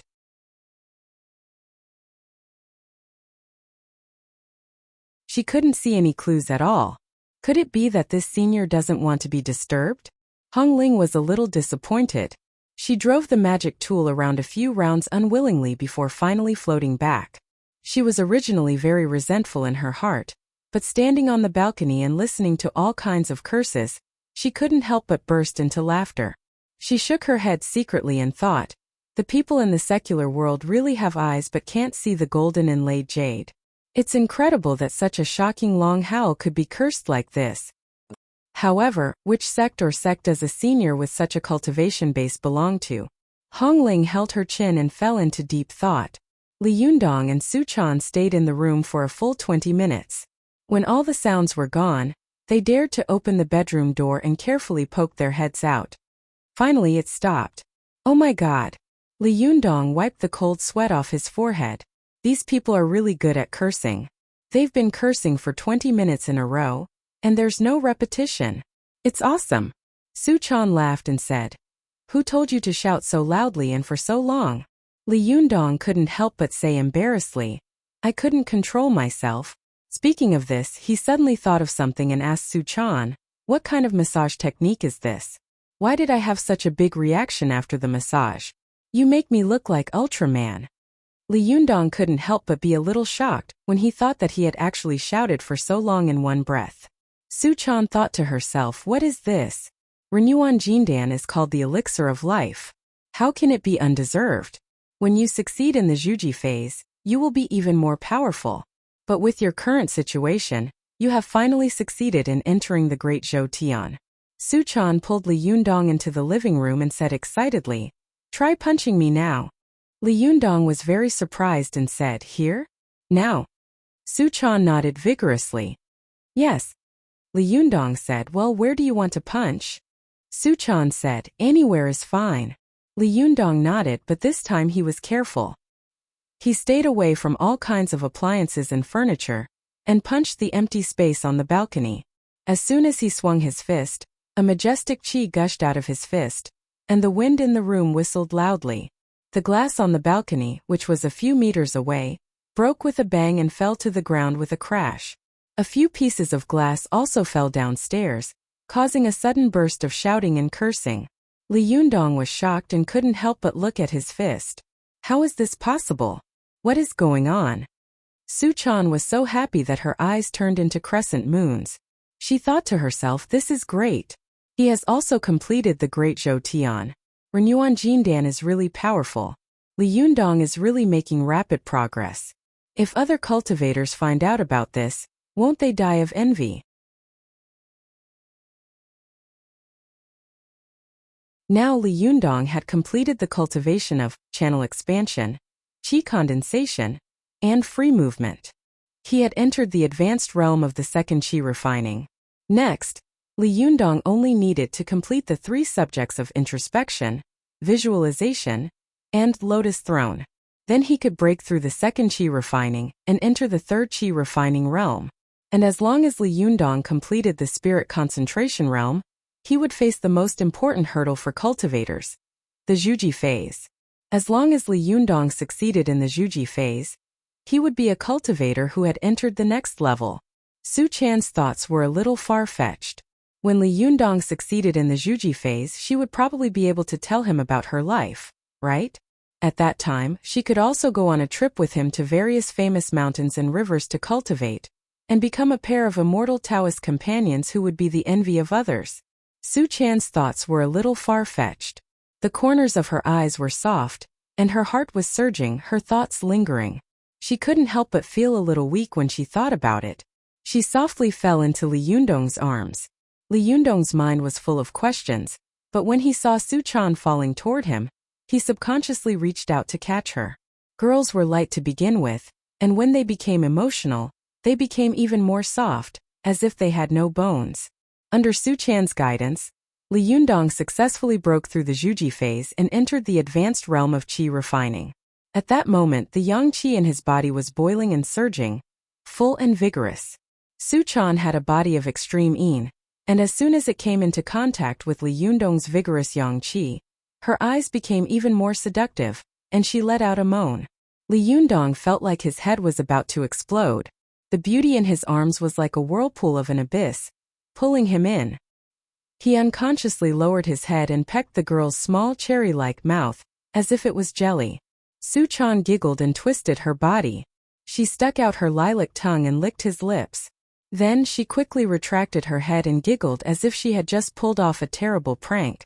Su Chan chuckled and twisted her body, twisting her body and twisting her body.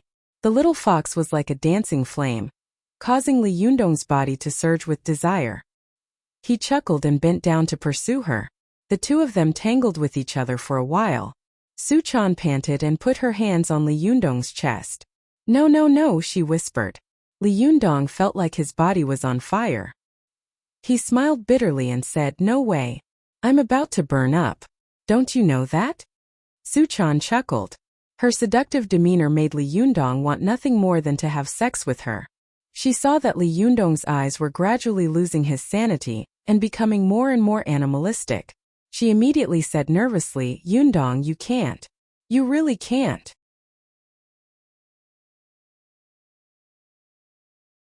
Her appearance made Li Yundong feel like a bucket of cold water had been poured over him. He sat up straight and said, fine.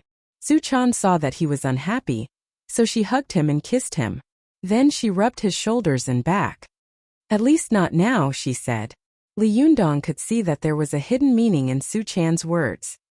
He was secretly happy, but he pretended to be unhappy. When can I do it? Su Chan looked shy. She twisted her waist and ran into her bedroom.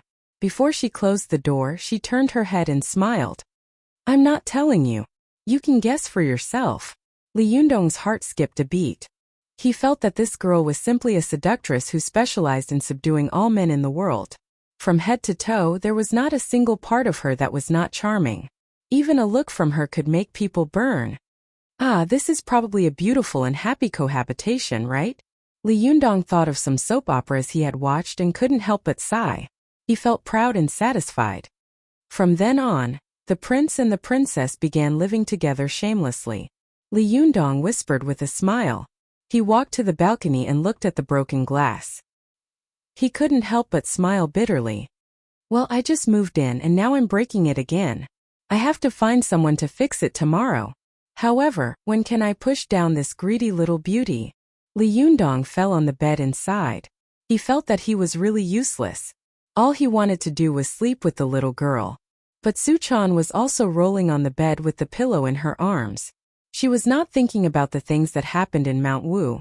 She was thinking about the beautiful days when she and Li Yundong would become an immortal couple, travel around the world, and visit all the famous places.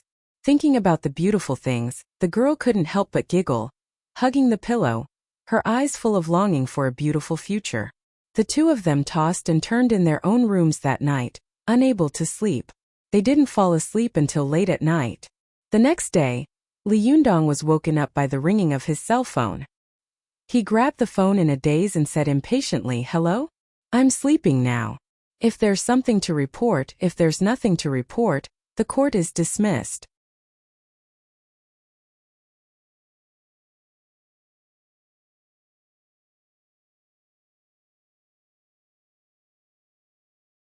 Chapter 49. Don't think I wanted to call you, Sunli snapped. If it weren't for the fact that the city leaders are coming for an inspection today, I wouldn't even be talking to you. Li Yundong yawned. The city leaders? Do they have nothing better to do? What the hell are they doing at our school? The exchange day is in 2 days, Sunli said. The city leaders will be here for an inspection. Hurry up and come. They're going to take attendance in class, and if you don't show up, all your science credits will be deducted. If you're not afraid, then don't come. Holy shit. That's harsh. Li Yundong shot up from his bed. I'll be right there. Li Yundong hung up the phone and rushed out of his bedroom. Su-chan had already come out of her own bedroom. She was rubbing her sleepy eyes. What's wrong? Time to go to school. Take me with you. Take me with you. Su-chan followed him into the bathroom, shouting, Take me with you. Take me with you. Li Yundong laughed. You should just stay at home and sleep. The city leaders are coming for an inspection today. I'm so bored. What are you going to do? Su-chan wrapped her arms around Li Yundong's neck. No. You promised me you wouldn't leave me behind. Li Yundong huffed at Su-chan. I haven't brushed my teeth yet. You stink. Su-chan yelped. She pinched her nose, turned around, and ran to the bathroom door. It stinks. She yelled, stomping her feet. I don't care. I'm coming with you. Li Yundong pointed at the bathroom next to Su-chan's bedroom. Go wash up and get changed. We'll be out in 10 minutes. For a beauty like Su-chan, even if she was barefaced, she still had a kind of charm that made people's hearts beat faster. She just brushed her teeth, washed her face a little, and put her hair in a simple bun. Immediately, her whole person showed a different kind of charm. Li Yundong looked at the little girl, who still had beads of water on her face. He only felt that the morning sun was shining on her white and slender neck, which was like that of a swan. It made her look like a jade statue carved out of white marble, pure and charming. The two of them left the house. Li Yundong hailed a cab and headed to school. When he arrived at Tiannan University, as soon as he got out of the car, he saw a banner hanging high in front of the school gate. It read, Welcome to Tiannan University leaders for an inspection. Li Yundong curled his lips, shook his head and sneered, what a national style. After paying the taxi fare, Li Yundong rushed to the classroom with Su-chan. As soon as they arrived at the teaching building, Li Yundong found that there were a lot of people gathered there. Most of them were girls, all dressed in school uniforms and with light makeup on their faces. They were chattering about something. You're here, Sunli said in a hushed voice as soon as she saw Li Yundong. Li Yundong pointed at the crowd. What's going on? A look of displeasure appeared on Sunli's face.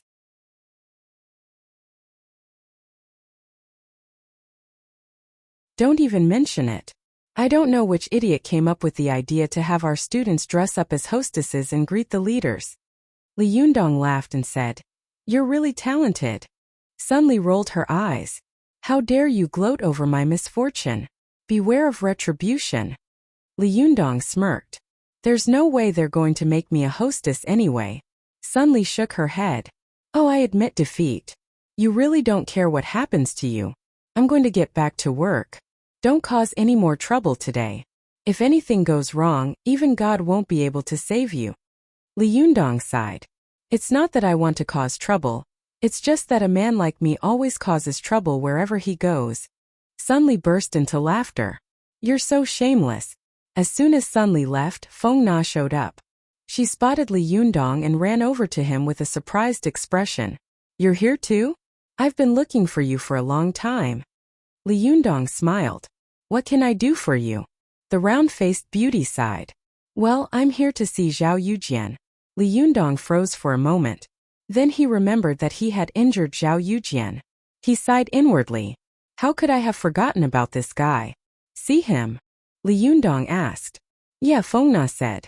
No matter what, he was the one who started all this, but you did injure him, didn't you? Why don't you go and see him? We can pool some money together and let this go. What do you think? Li Yundong thought for a moment, then agreed. Okay. How much do I have to pay? Feng Na was pleasantly surprised. You agree? Li Yundong laughed. Why wouldn't I agree? Do I look like an unreasonable person to you? Zhao Yujian provoked me first. That's an objective fact. I hurt him. That's also an objective fact. Everyone has to pay for the objective facts they make, right? Feng Na looked at Li Yundong with admiration. She couldn't help but think even more highly of this extraordinary man. I underestimated you, she said with a smile. I've prepared a lot of excuses to convince you. Li Yundong waved his hand. When do we go? How much do I have to pay? Now if it's possible, Feng Na said. How much do you have to pay?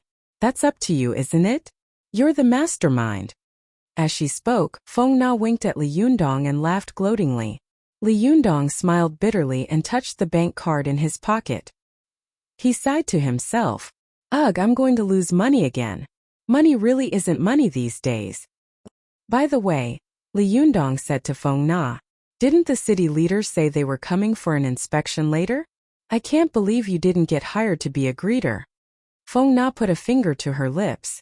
Should keep your voice down. I just dodged them. I don't know which idiot made that decision. What an idiot. I heard that the day after tomorrow, they want us to line up to welcome the American students. They even want us girls to wear miniskirts and meet them at the airport. Li Yundong looked surprised. No way. That's too much, right?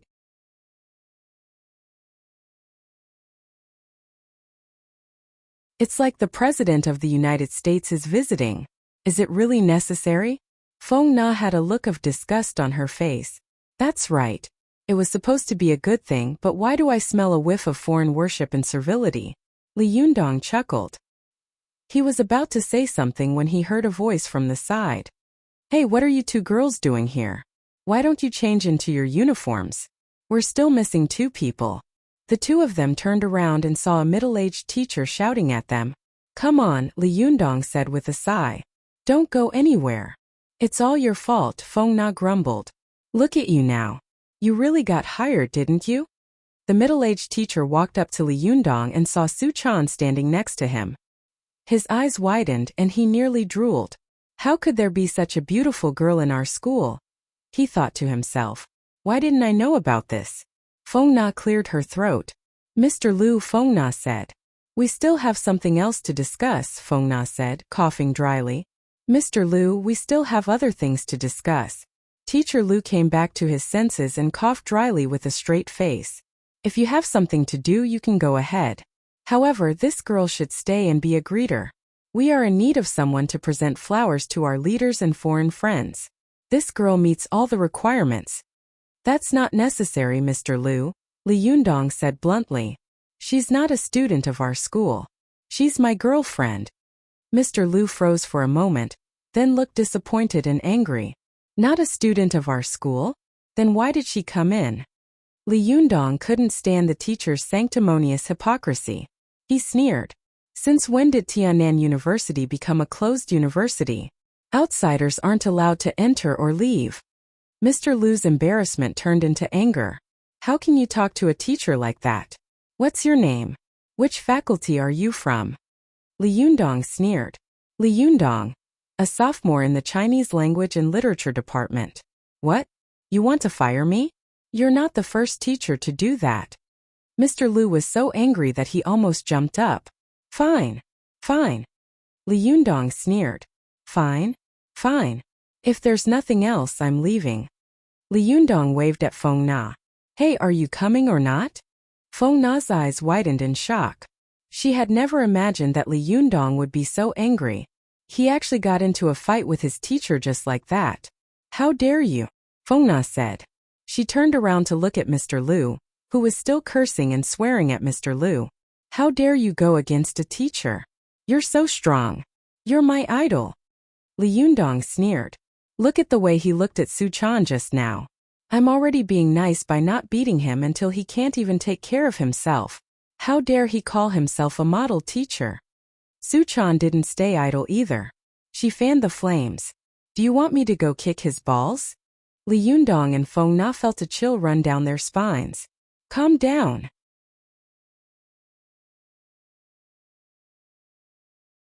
Li Yundong said hurriedly. Su Chan grabbed Li Yundong's hand. I'll stand up for you. Li Yundong smiled wryly. You might be standing up for me, but I'm going to have to pay for it. He pinched Su Chan's nose. Feng Na looked at Su Chan, then at Li Yundong. She didn't know why, but she suddenly lost interest. You guys are so close, she said sourly. Li Yundong smiled modestly. Just as a, I'm number 3 in the world. Nana. As the two of them were walking, they suddenly heard a voice. Feng Na turned her head and saw that it was her best friend, Cheng Cheng. Cheng Cheng, you snuck out too? Feng Na was pleasantly surprised. She grabbed Cheng Cheng's hand and cheered. Cheng Cheng patted her ample chest and sighed. How could I not? Those idiots actually told us to shout welcome words. What welcome, welcome, warm welcome. Li Yundong and Feng Na burst into laughter at the same time. Li Yundong laughed so hard that tears welled up in his eyes. He gave Cheng Cheng a thumbs up. Who came up with that welcome speech? It's so King talented. It's a combination of Chinese and Western. Feng Na convulsed with laughter. Then should we shout good study day up? Study hard and make progress every day? You're tuning in to the Li Mei's Sword of Destiny YouTube channel. We're so grateful for your support, and don't forget to subscribe to join us on this incredible journey through captivating stories. Your generosity through donations truly makes a world of difference, as it's the primary source of revenue that allows me to expand and enhance this channel for you. Thank you from the bottom of my heart for being a part of this adventure.